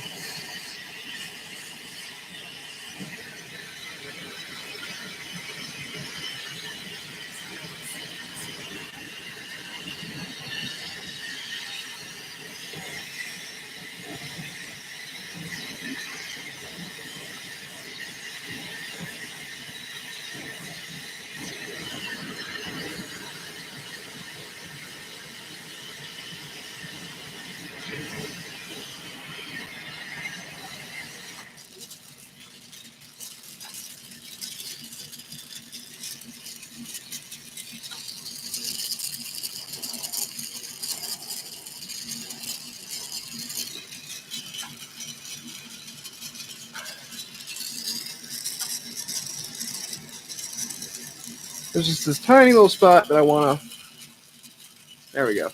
I wanted to even out a little bit. All right, so now we got that nice smooth bottom. So now we're going to create the inner swoop.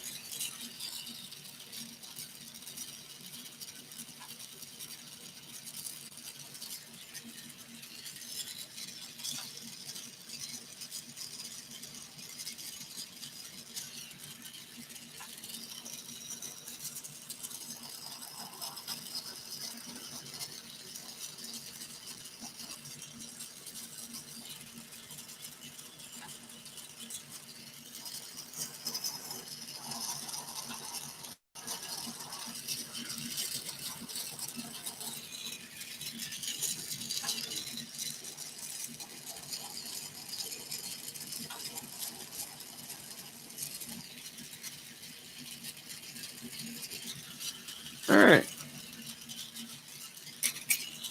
So now I got that all done. We're going to go ahead and get rid of our bridge.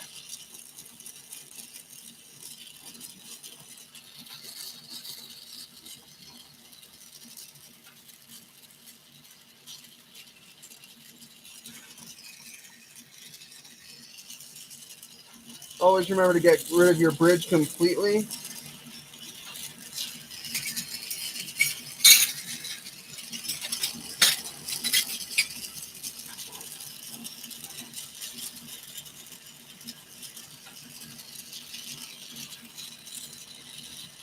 And then whatever you can't tweeze away, make sure you melt in.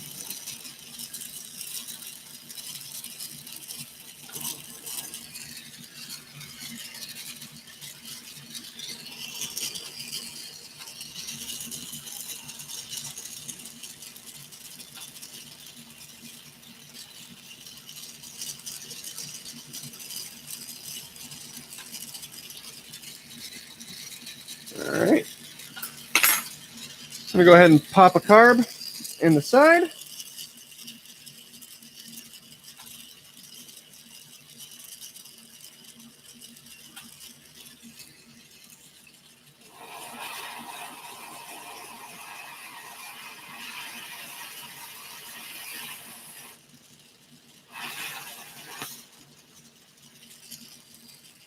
And then we'll put our little grip marks down the side.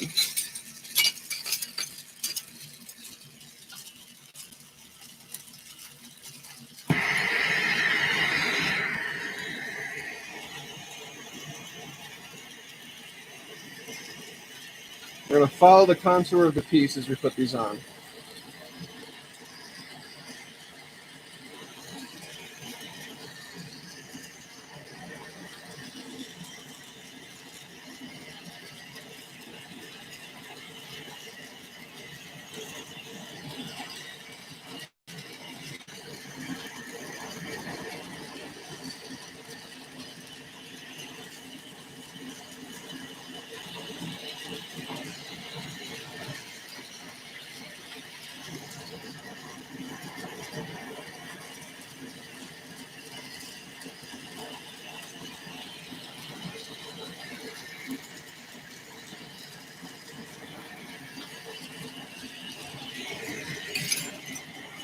All right, once you got those on, make sure you melt them in real nice.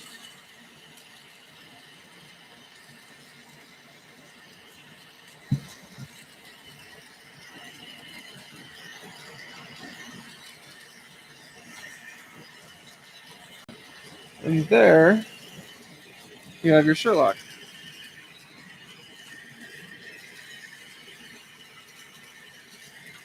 Toss that in the kiln.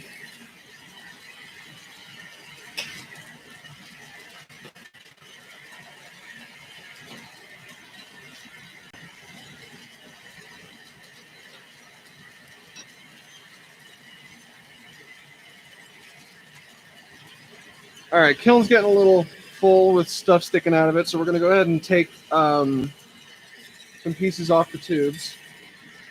Starting with our spoon that we did first. You can see that nice wigwag on the front.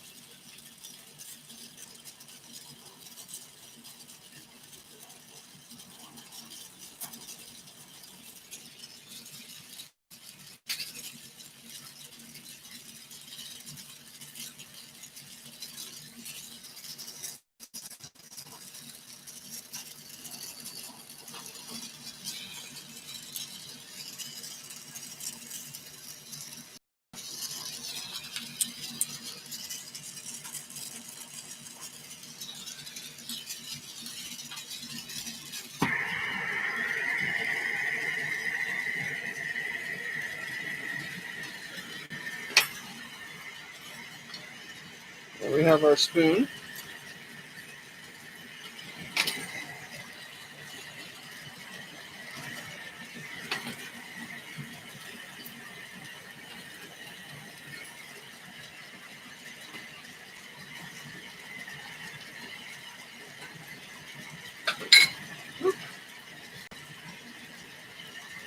Dropping stuff.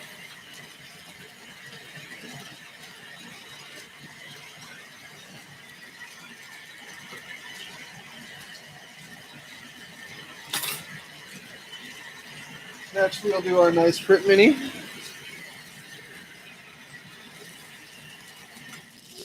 These are a little more complicated because I have to do the neck bend. So I'm going to start by getting rid of this chunk above the mouthpiece.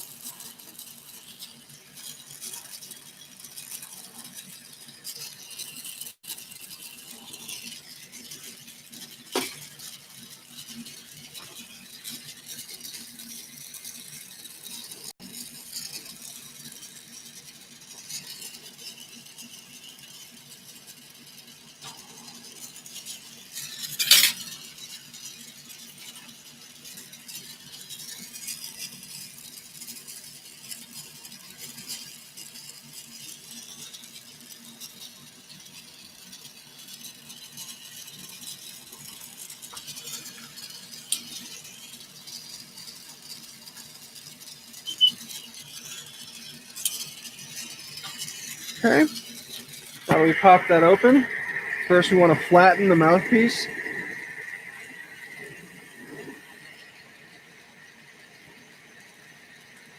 And then make sure our hole is nice and centered and spherical, or cylindrical, circular, whatever. Then we're going to change the orientation of the piece in our grabbers. And you want to start heating that neck all the way around, about halfway down with a fairly large flame.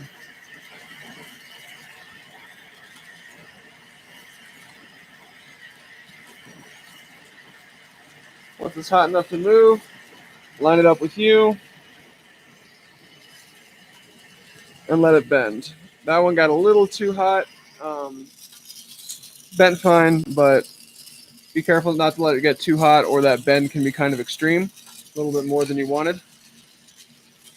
Give it a second to cool down. On the inside of this curve, you're always going to have cold marks.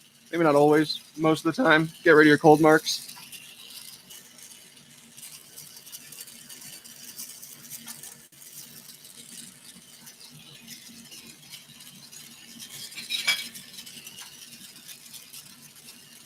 And then we have our Crit Mini.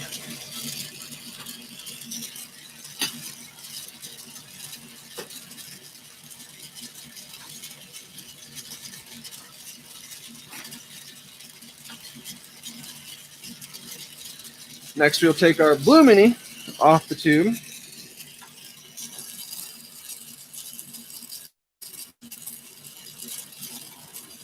This one has a slightly thinner neck, so it is going to take slightly less heat for that to bend. So you have to be conscientious of exactly how thick your neck is, how much heat you think it's going to take for that to be bending, and like what's the difference between enough heat so that you can bend it and enough heat so that it bends on its own. Preferably, you want to get it to where you can bend it, but not to where it bends on its own. It's a fine line, though. You're not going to hit it every time.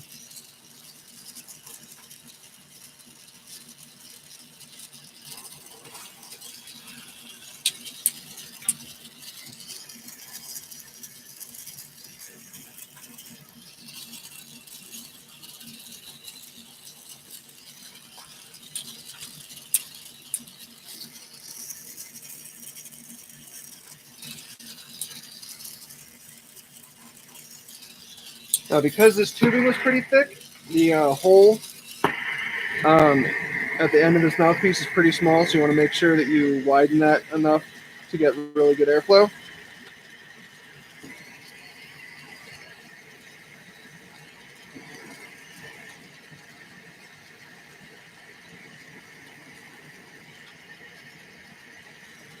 And then flatten it one more time, just to make sure that it's nice and flat on top. Whew. All right, now change the orientation and heat.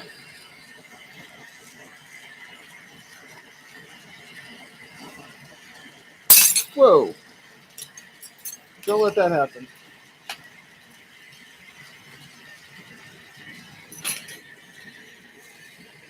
Let's see here.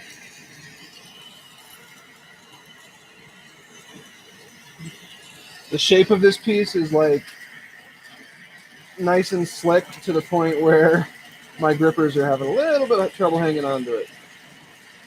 Luckily, it was a nice, thick, well-made piece, so it didn't crack when it fell.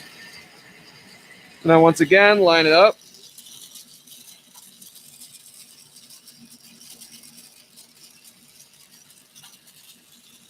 Let it cool for a second. Get rid of your cold marks.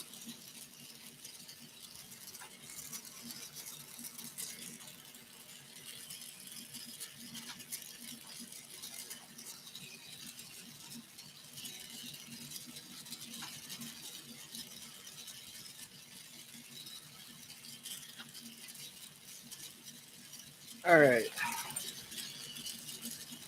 So there is our Blue Mini.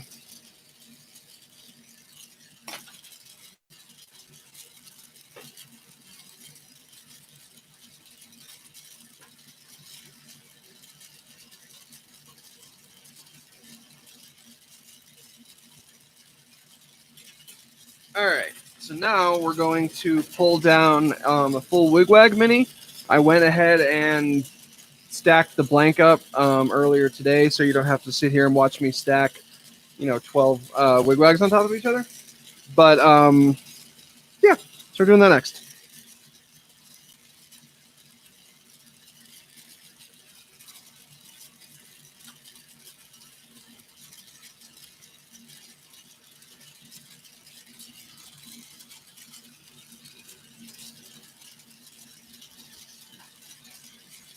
So here's our blank. A little hard to see when it's hot. It is a few different types of red. It's red and black into a mixed, but like a quarter of it is just red Elvis, and then you got cherry, and then we got a couple other different reds in there. So it's a deep red, but it's a nice. There's some nice complexity to the redness of the red in this red piece. That's super red. Okay, now we're gonna do our pull down our neck. Now that we've added our handle and it's nice and centered.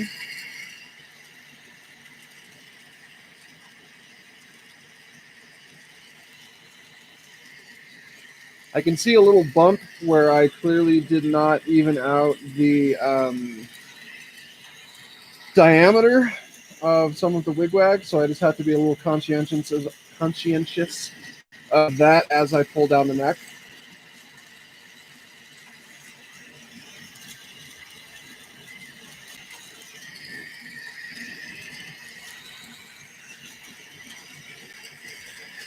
This piece and the next one are also going to be going to the Glass Mule. Check them out at Glass Mule on Instagram.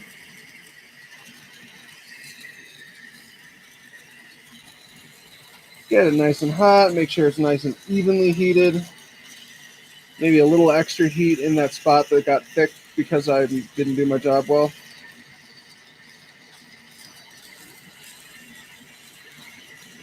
And then pull your neck.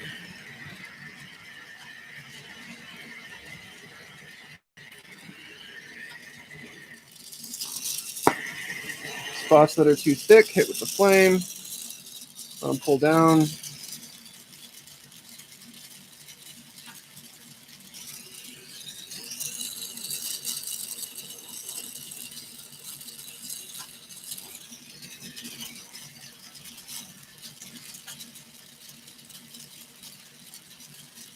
All right, it's a pretty good neck. So we're going to put our first wigwag in. Our first Maria in for our mouthpiece.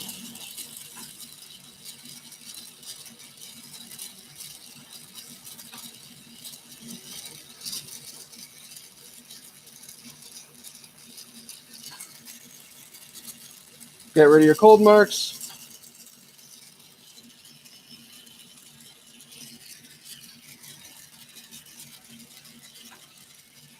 And then condense the end of your mouthpiece just a little.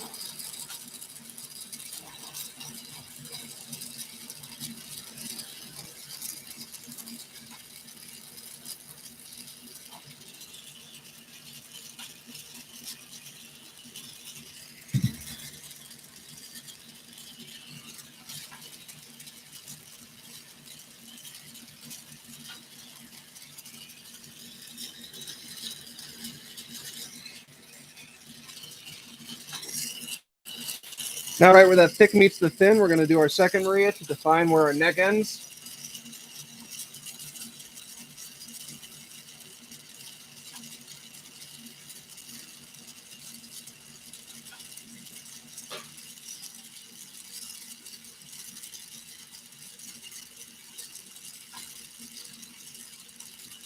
I almost want to overheat this before I push just because of how much work has been done to the wigwags. It'll make it a little bit easier to make sure that that second Maria goes in nice and evenly and smoothly. Just the nature of wigwag work, sometimes if you don't heat that enough, rather than it going down nice and smooth, it'll kind of lopside itself, and then it will look strange slightly.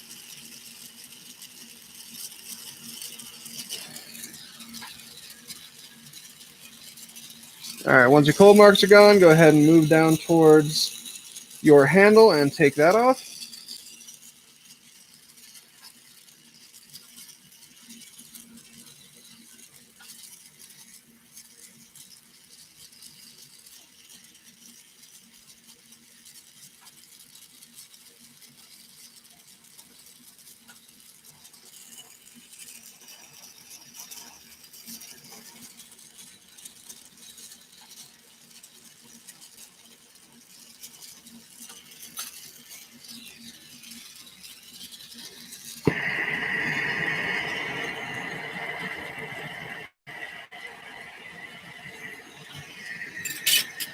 And now onto our shaping. Very similar to how you want your piece to be a little bit hotter when you push your wigwag, or Maria. I'm not going to get that right now. It's just forever going to be mixed up in my head. Just like when you're on a wigwag piece and you want to push in Maria, you want it to get it a little extra hot so that it goes in smoothly. When you're going to shape this and blow down, because there's so many sections of wigwag, you're going to want to go ahead and heat this up more than you generally would other pieces, so that when you blow it out, everything goes nice and smooth together and doesn't get separated by individual wigwags. Part of that is also when you're stacking them to make sure everything has melted in completely and is even in wall thickness. So that'll make this step a little bit easier if I did that correctly. Thank you, JJ. I wasn't too sure on this color of tubing. I have to strike it in the kiln for a while before it really shows up super nice, but I think it looks really cool in the end.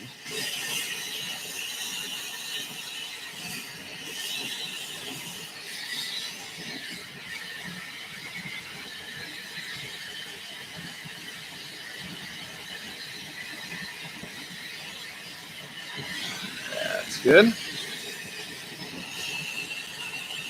That was a real nice, even flow. The wall thickness on my piece was pretty good.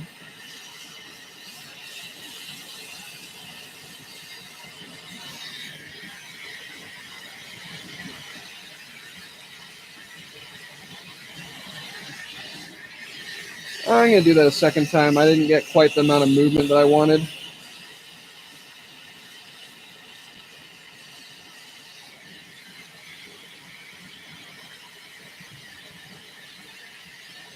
That's better.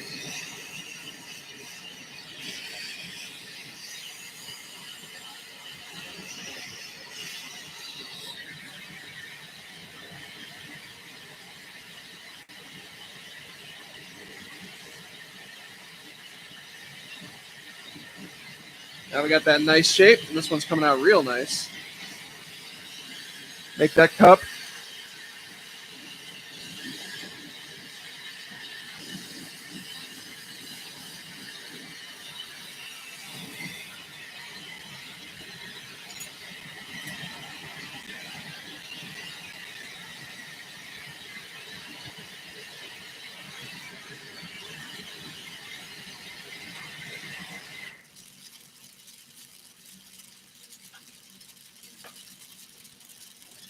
So because on this piece I managed to line the wigwags up real nicely, you want to pick a spot directly between the two termination points of the wigwag sections, and that's where you're going to pop your hole for your female piece. Since the beaker came out real nice, I can do this without having to worry about it looking better from a different angle.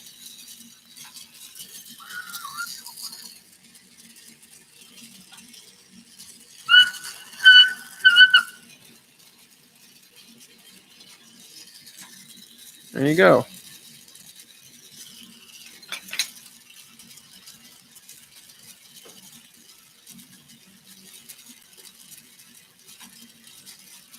So unlike the others where I can get away just immediately putting the down tube in and finishing off the piece, that one I actually want to sit in the kiln a little bit. Again, wigwags are complex. It adds stress to the glass. So I want to let that get back up to temperature. So I'm going to go ahead and take the other two pieces that I've made so far off their tubes.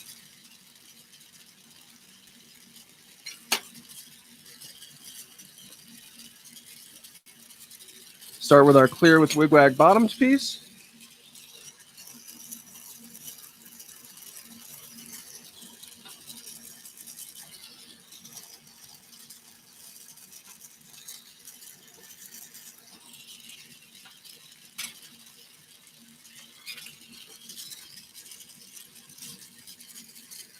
Get rid of this large bleb on the end.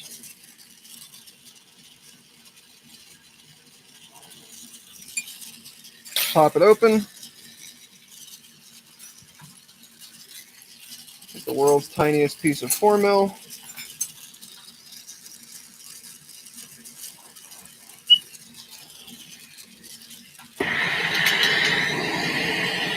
Flatten.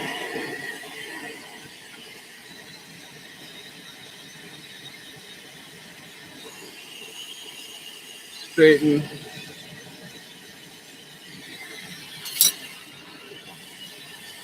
And then we'll get the neck bent.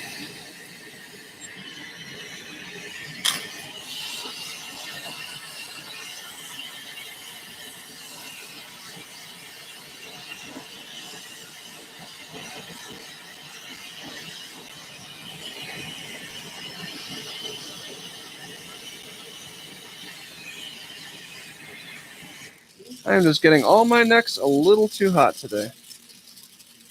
Not a big deal, but don't do it if you can help it.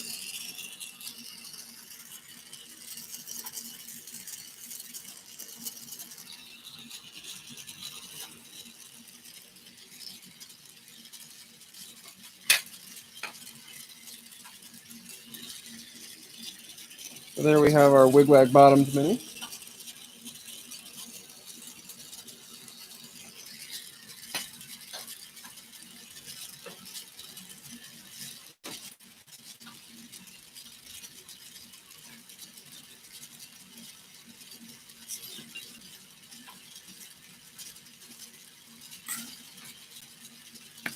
Now for the Sherlock.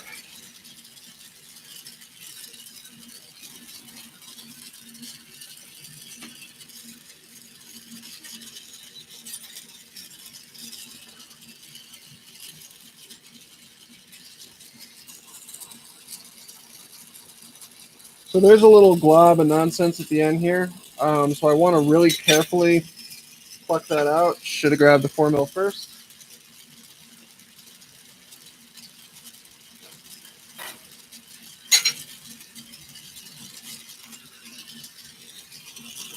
I want to carefully pluck that out because I want it to come down to a centralized point that I'm pulling out, but I don't want it to be thin. And so I want to grab some glass from that thick section at the end there that's kind of annoying and make sure that's where I'm pulling my center hole from.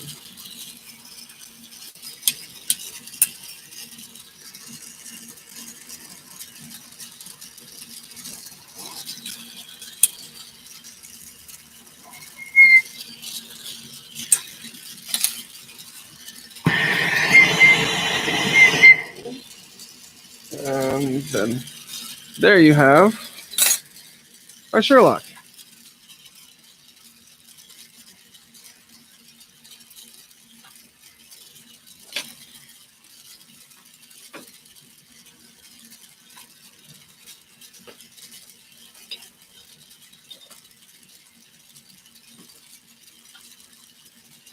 Kiln's getting a little full.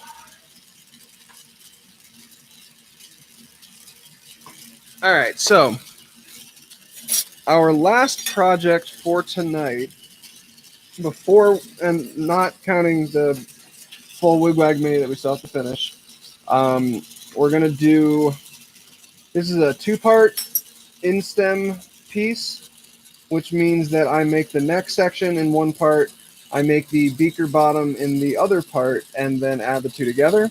And then it also has an in-stem that goes straight in, rather than the kind of down stem that I've had on the other pieces. So to start, we're going to take a regular tube and add a handle to it. This tube is going to act as the neck for our piece, so I want to get that nice and straightened. And then we're going to push a couple Marias in. You want to go high enough so that you don't accidentally run out of tube on my left hand when you push the Maria.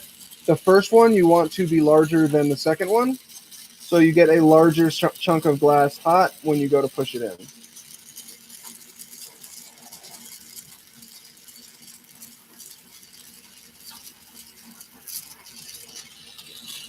There's our first Maria.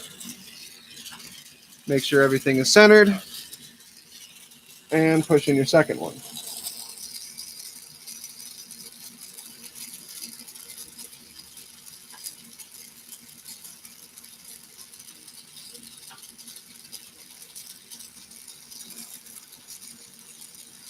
You want them to be right next to each other, but you want to make sure that the second one is ever so slightly smaller than the first one.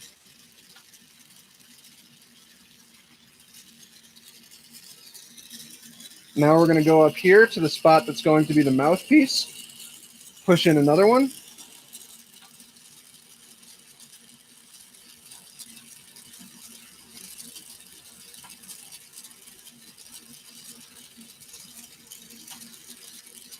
And that one can be pretty large too.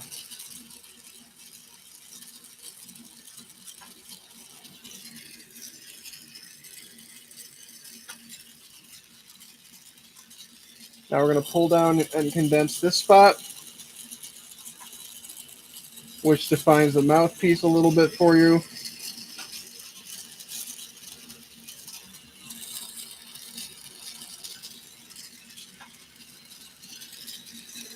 And that's part of the neck.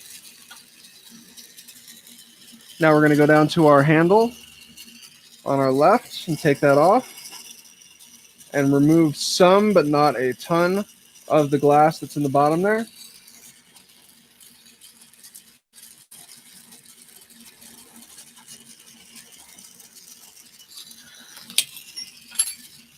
Pop this open. Normally I can just, blow into it to pop it, but I want this to be super centered. So I'm going to pluck it.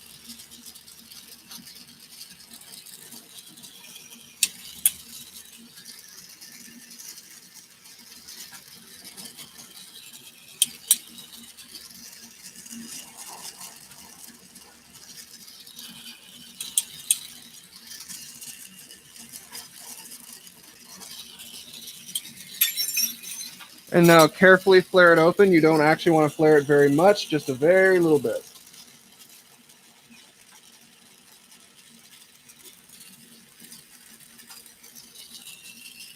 Like that.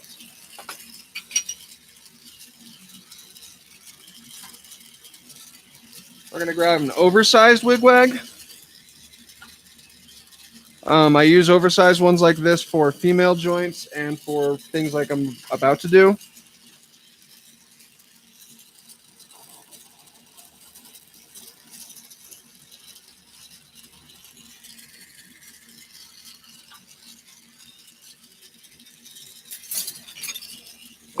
And attach the two.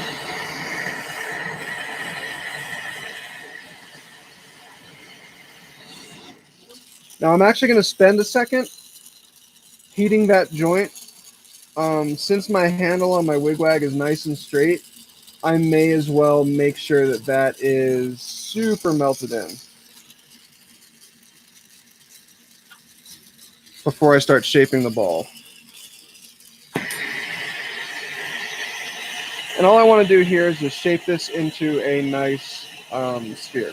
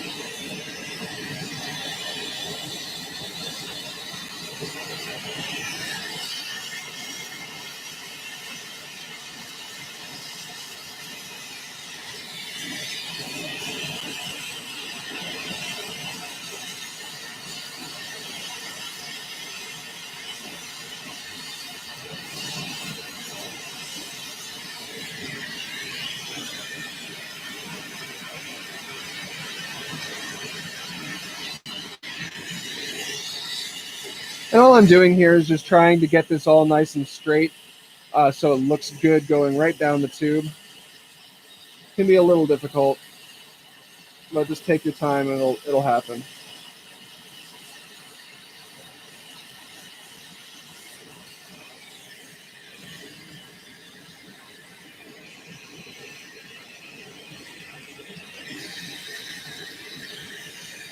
There we go. Now we got that nice and straight down the tube.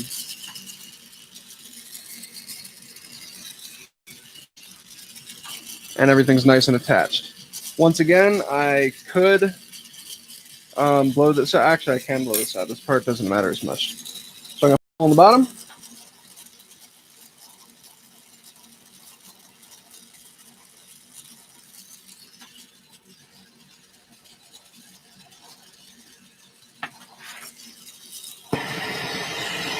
This I want to flare open to a reasonable size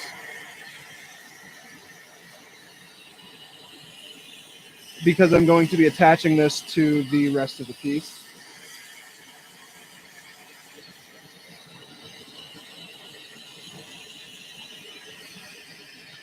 we flare it open like that. That's the neck.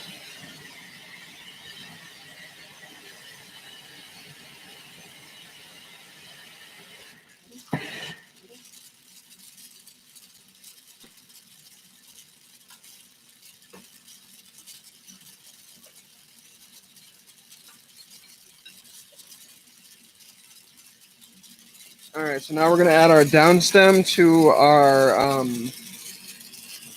red full wig mini and finish that piece off.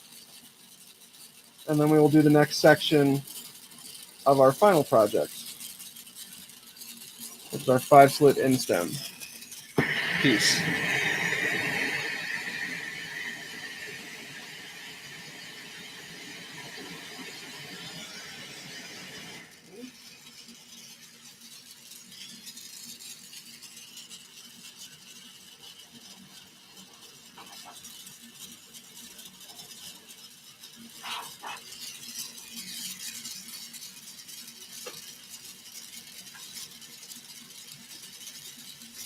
So this is very similar to the full colored one where you can't really see super easily how centered your tube is. So you need to be very okay, that's okay. You need to be very careful to make sure it's centered as best as you can when you actually, by feel as opposed to by sight.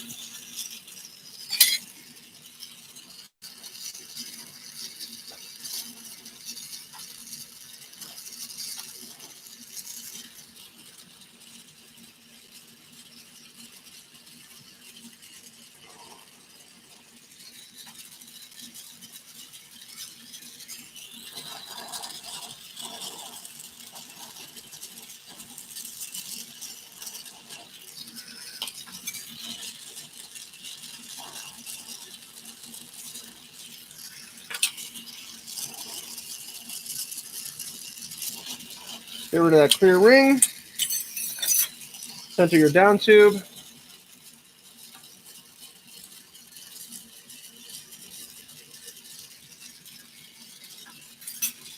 Grab your female piece.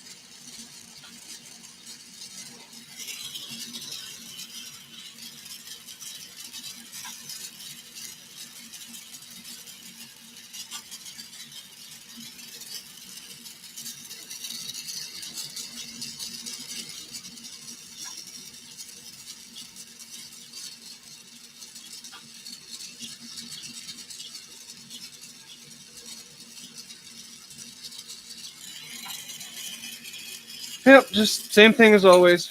Slowly go around your piece. Make sure you melt that all in.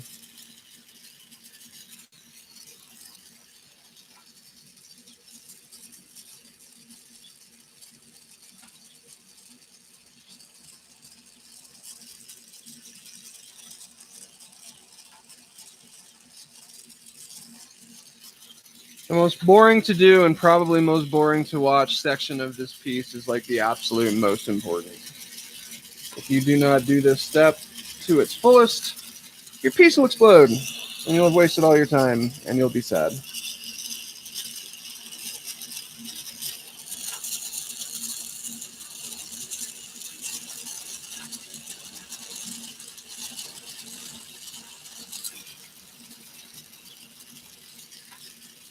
that's pretty good.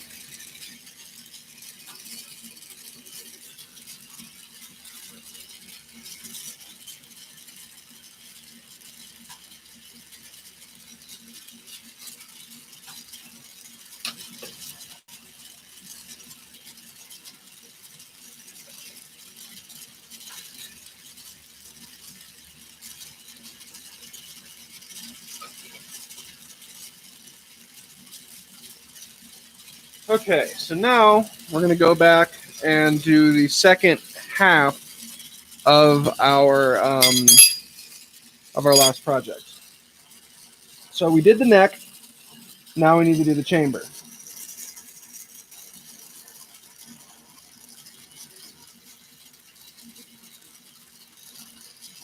So I want to get a blow tube ready ahead of time.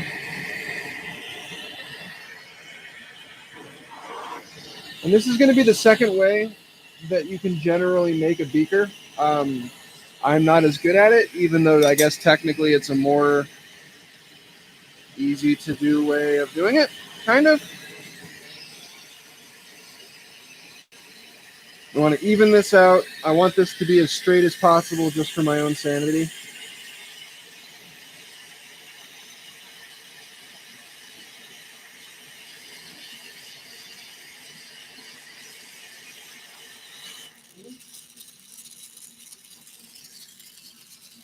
Once that's been centered, I'm going to go ahead and pull my point.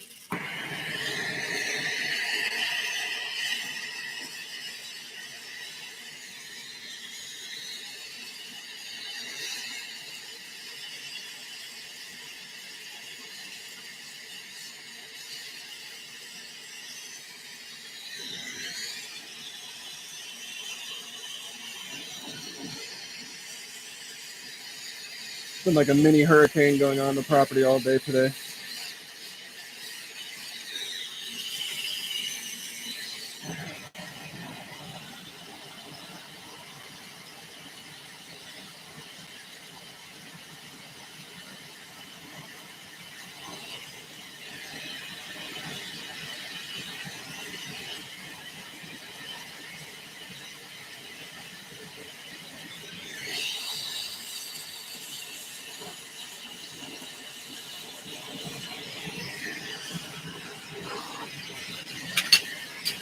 All right, so now we're going to basically immediately add a wigwag to the bottom of this.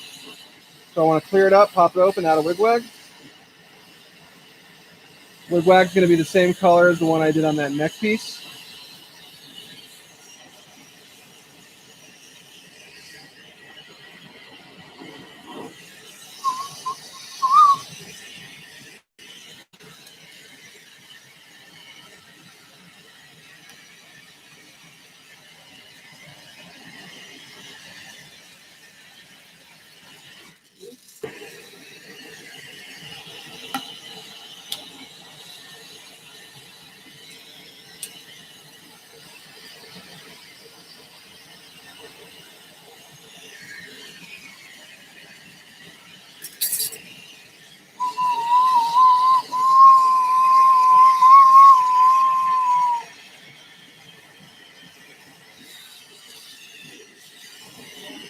Melt that in, just like we would on the bottom of a wigwag bottomed mini.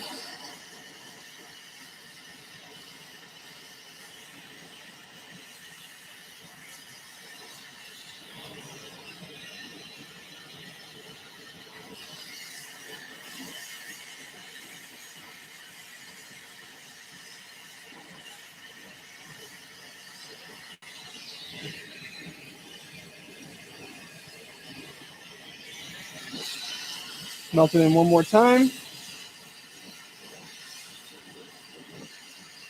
This time I want to get a little bit more clear to make sure that it actually melts into the clear completely and everything's nice and even.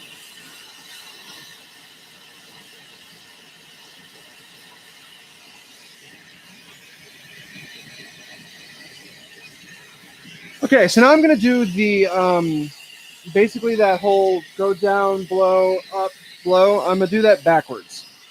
So I want to get a nice large section of this super hot, and I'm going to go up and blow, and that's going to form the base of our piece.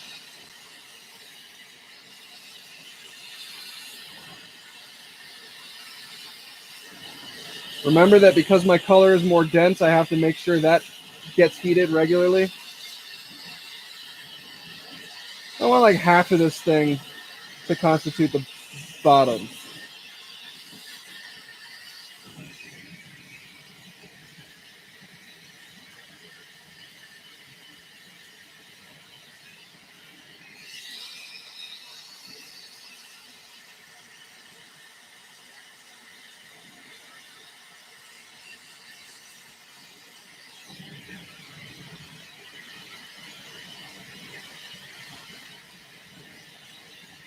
All right, so you see I got that like that. Nice bubble. Now I'm going to pluck the center of that wigwag out and actually add a handle to that end. That's a tube. That was that blow tube that I got prepared earlier.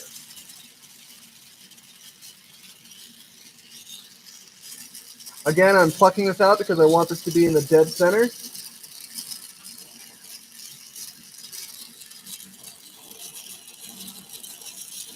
And actually, if you rotate while you pluck, you can kind of force things to be in the center a little bit. It helps.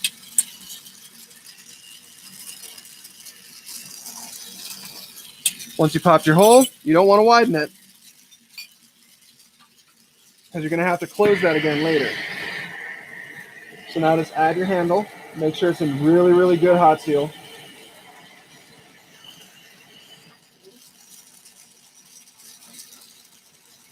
You want this to be a nice solid hot seal because you're going to have to come back and hit this pretty after it's been cooled for a minute. So you want to really make sure it's a solid seal so that doesn't crack later on.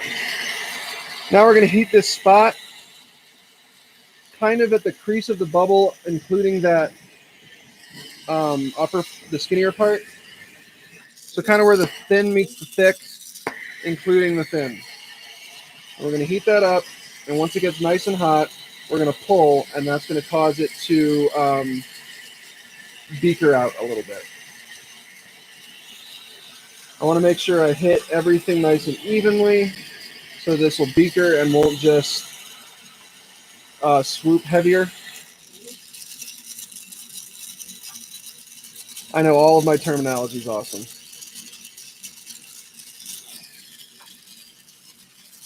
So you can see how that kind of went down. Now we're going to heat this spot right here. Melt this even skinnier.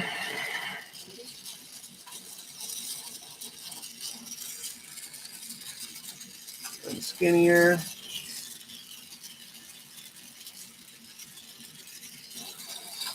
And then take it off. Right to a nice point. Got kind of our beaker. Now we're going to pop that open. Again, wanting a dead center, therefore, pluck and not blow.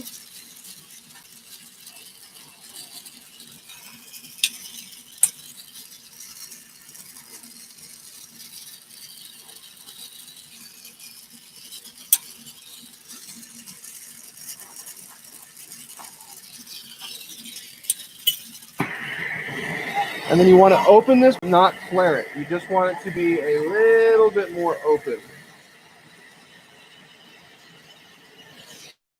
Like that. Now we'll take our neck.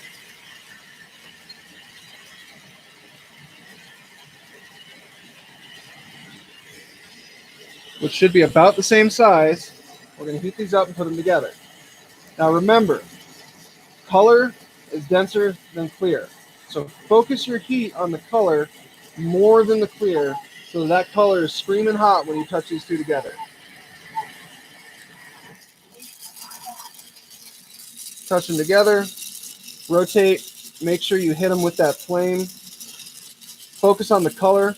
The residual heat will go down to the clear. And once that is super together, a little pull will kind of help center everything. I mean a little pull. Take your time rotating here. Don't speed this up. Make sure that is like done moving before you go on to the next step. So this is what I was talking about. Wanting to make sure you have a nice solid hot seal down here. because at this point you have to go back and melt this off. You cannot put it in the kiln first because it won't fit. So by having a good good hot seal down there, this process will not crack your piece.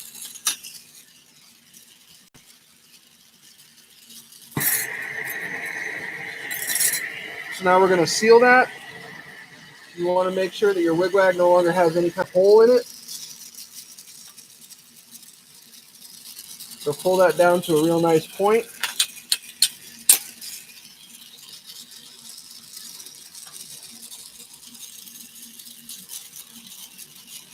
Just like that.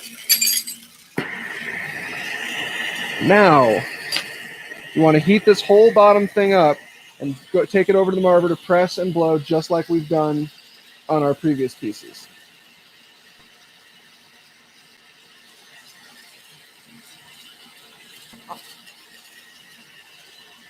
Because this was cold when you got to this step, you really need to take your time and make sure this heats up all the way. And not just the bottom, but around the bottom as well.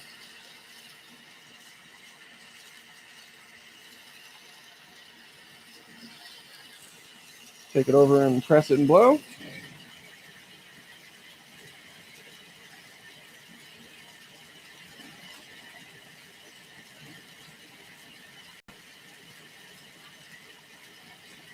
Got a nice defined bottom. Make your cup.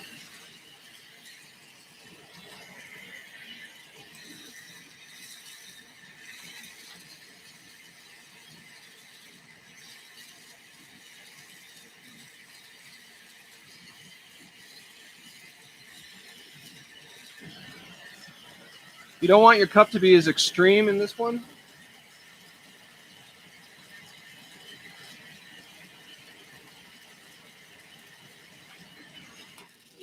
And that's because this doesn't have a down stem, it has an in stem that goes straight. So we're going to find a spot. You're going to heat right down towards the bottom in the center. Pop your hole.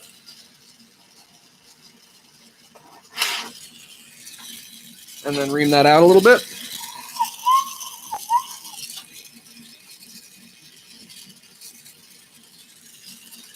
You see how our hole's down at the bottom on that one? That's because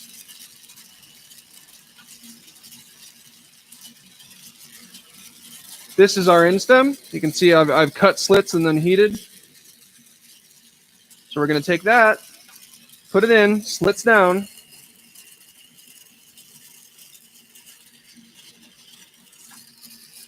Get the slits right in the middle of the piece and heat the neck so that it seals to itself.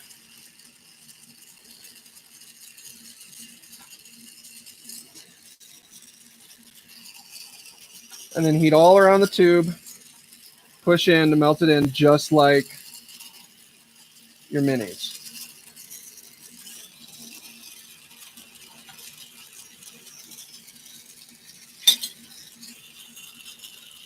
Melt it all in. You're going to pop your hole just like the mini, except now you're doing it on the side. These tend to be a little weird when they're in there. Don't worry about that.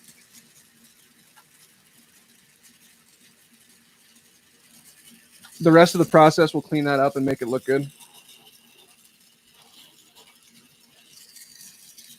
Pop it open. Now center your down tube.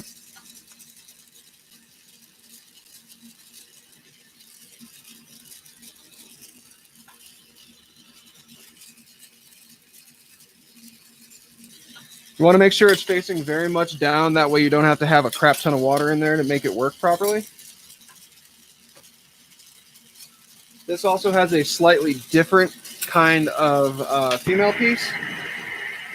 So you can see there how it has that angle bend and it comes up a little bit higher.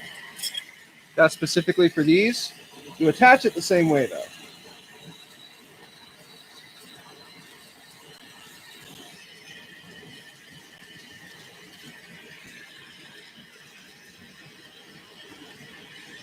Make sure it's nice and centered and facing up.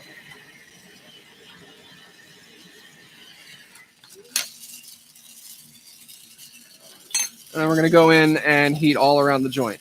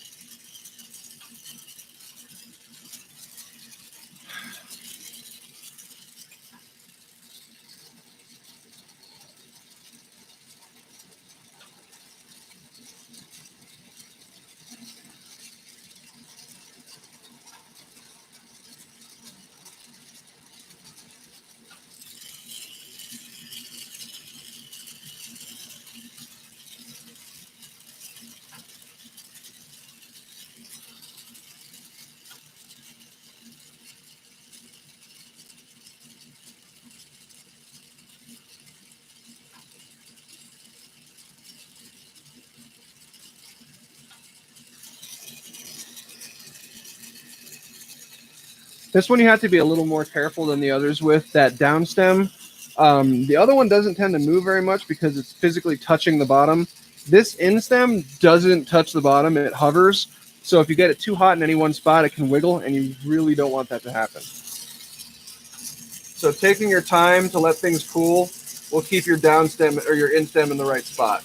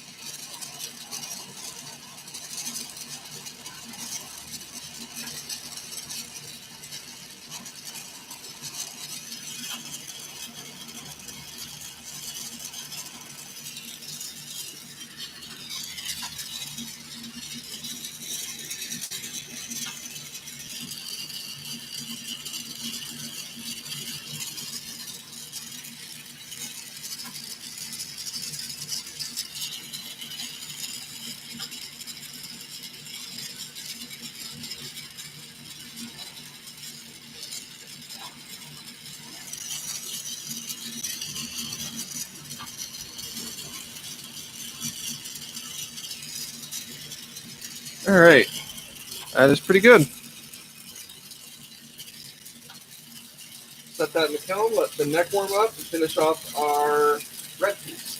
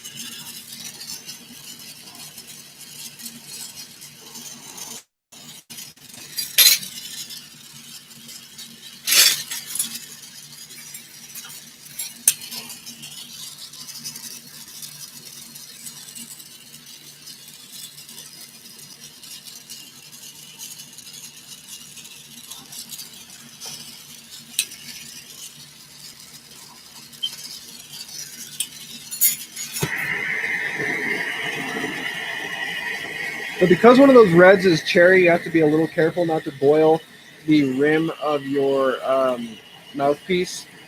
It can happen surprisingly easy. And it's not a huge thing. It doesn't even really aesthetically look that bad. But as the guy who makes pieces, I notice it. So, yeah, try to avoid that.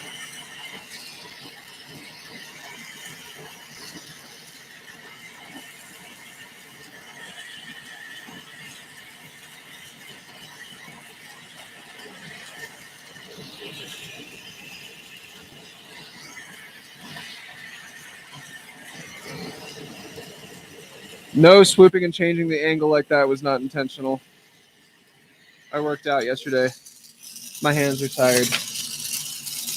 And so my grip sucks.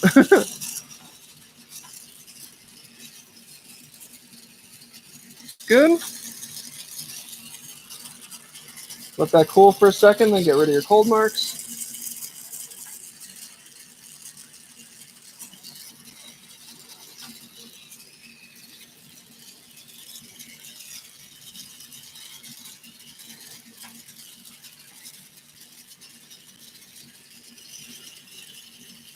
And there you have the full wigwag mini.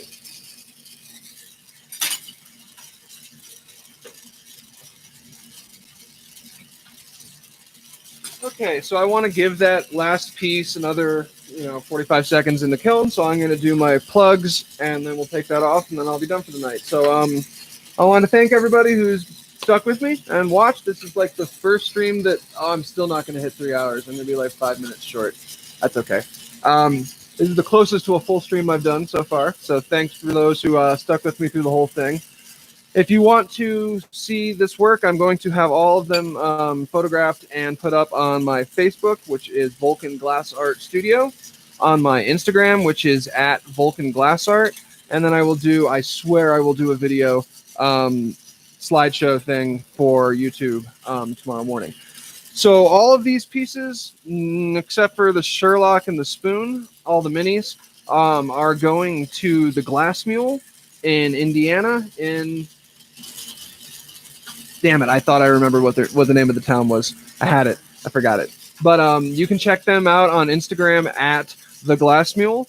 Awesome little shop. So if you want to support them, you like this work, feel free to head on over there and message them, and it will be available soon. As soon as get it shipped out. So yeah, that was all of that. Also, if you want to support the page further, or if you want to support me further in the studio further, go ahead and check us out on Patreon at Vulcan Glass TV. Become one of our subscribers, and I will be making you something nifty on stream live for you to see, and then sending that out to you. So hopefully you'll enjoy that. So yeah, that's pretty much it. I'm going to go ahead and take this tube off, and then we'll call it a day.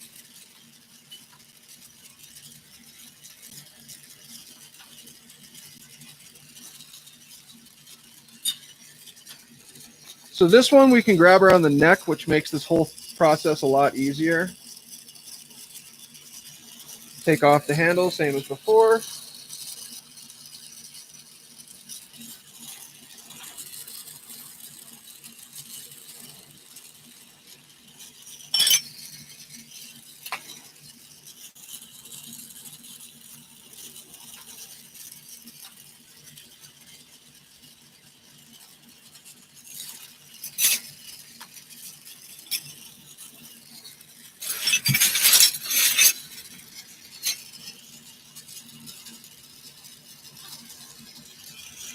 Open it up.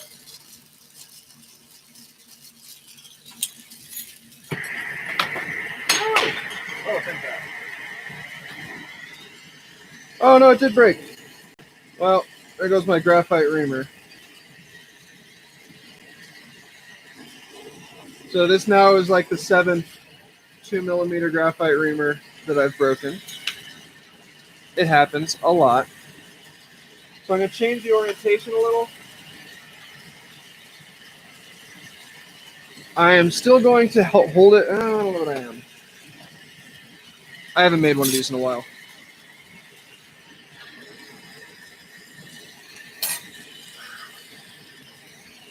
Yeah, that's fine. We'll do that. Melt the neck.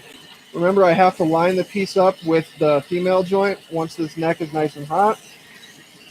And then bring it down. Not hot enough.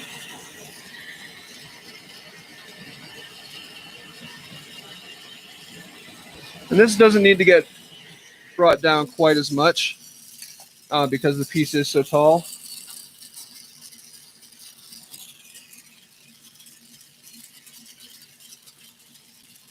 And there, we have our in-stem. A little bit more hefty of a piece.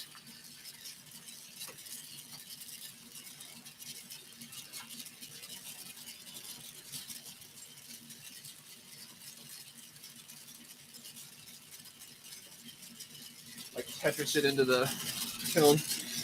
Okay, so that's it for tonight. Thank you guys very much for watching. I will be having my next stream on Friday. I have no idea what I'm going to be making, but if you guys are interested in seeing more glass, come check us out Friday, 4 to 7 Mountain Standard Time. And yeah, that's pretty much it. Thank you guys very much for watching. Have a great night.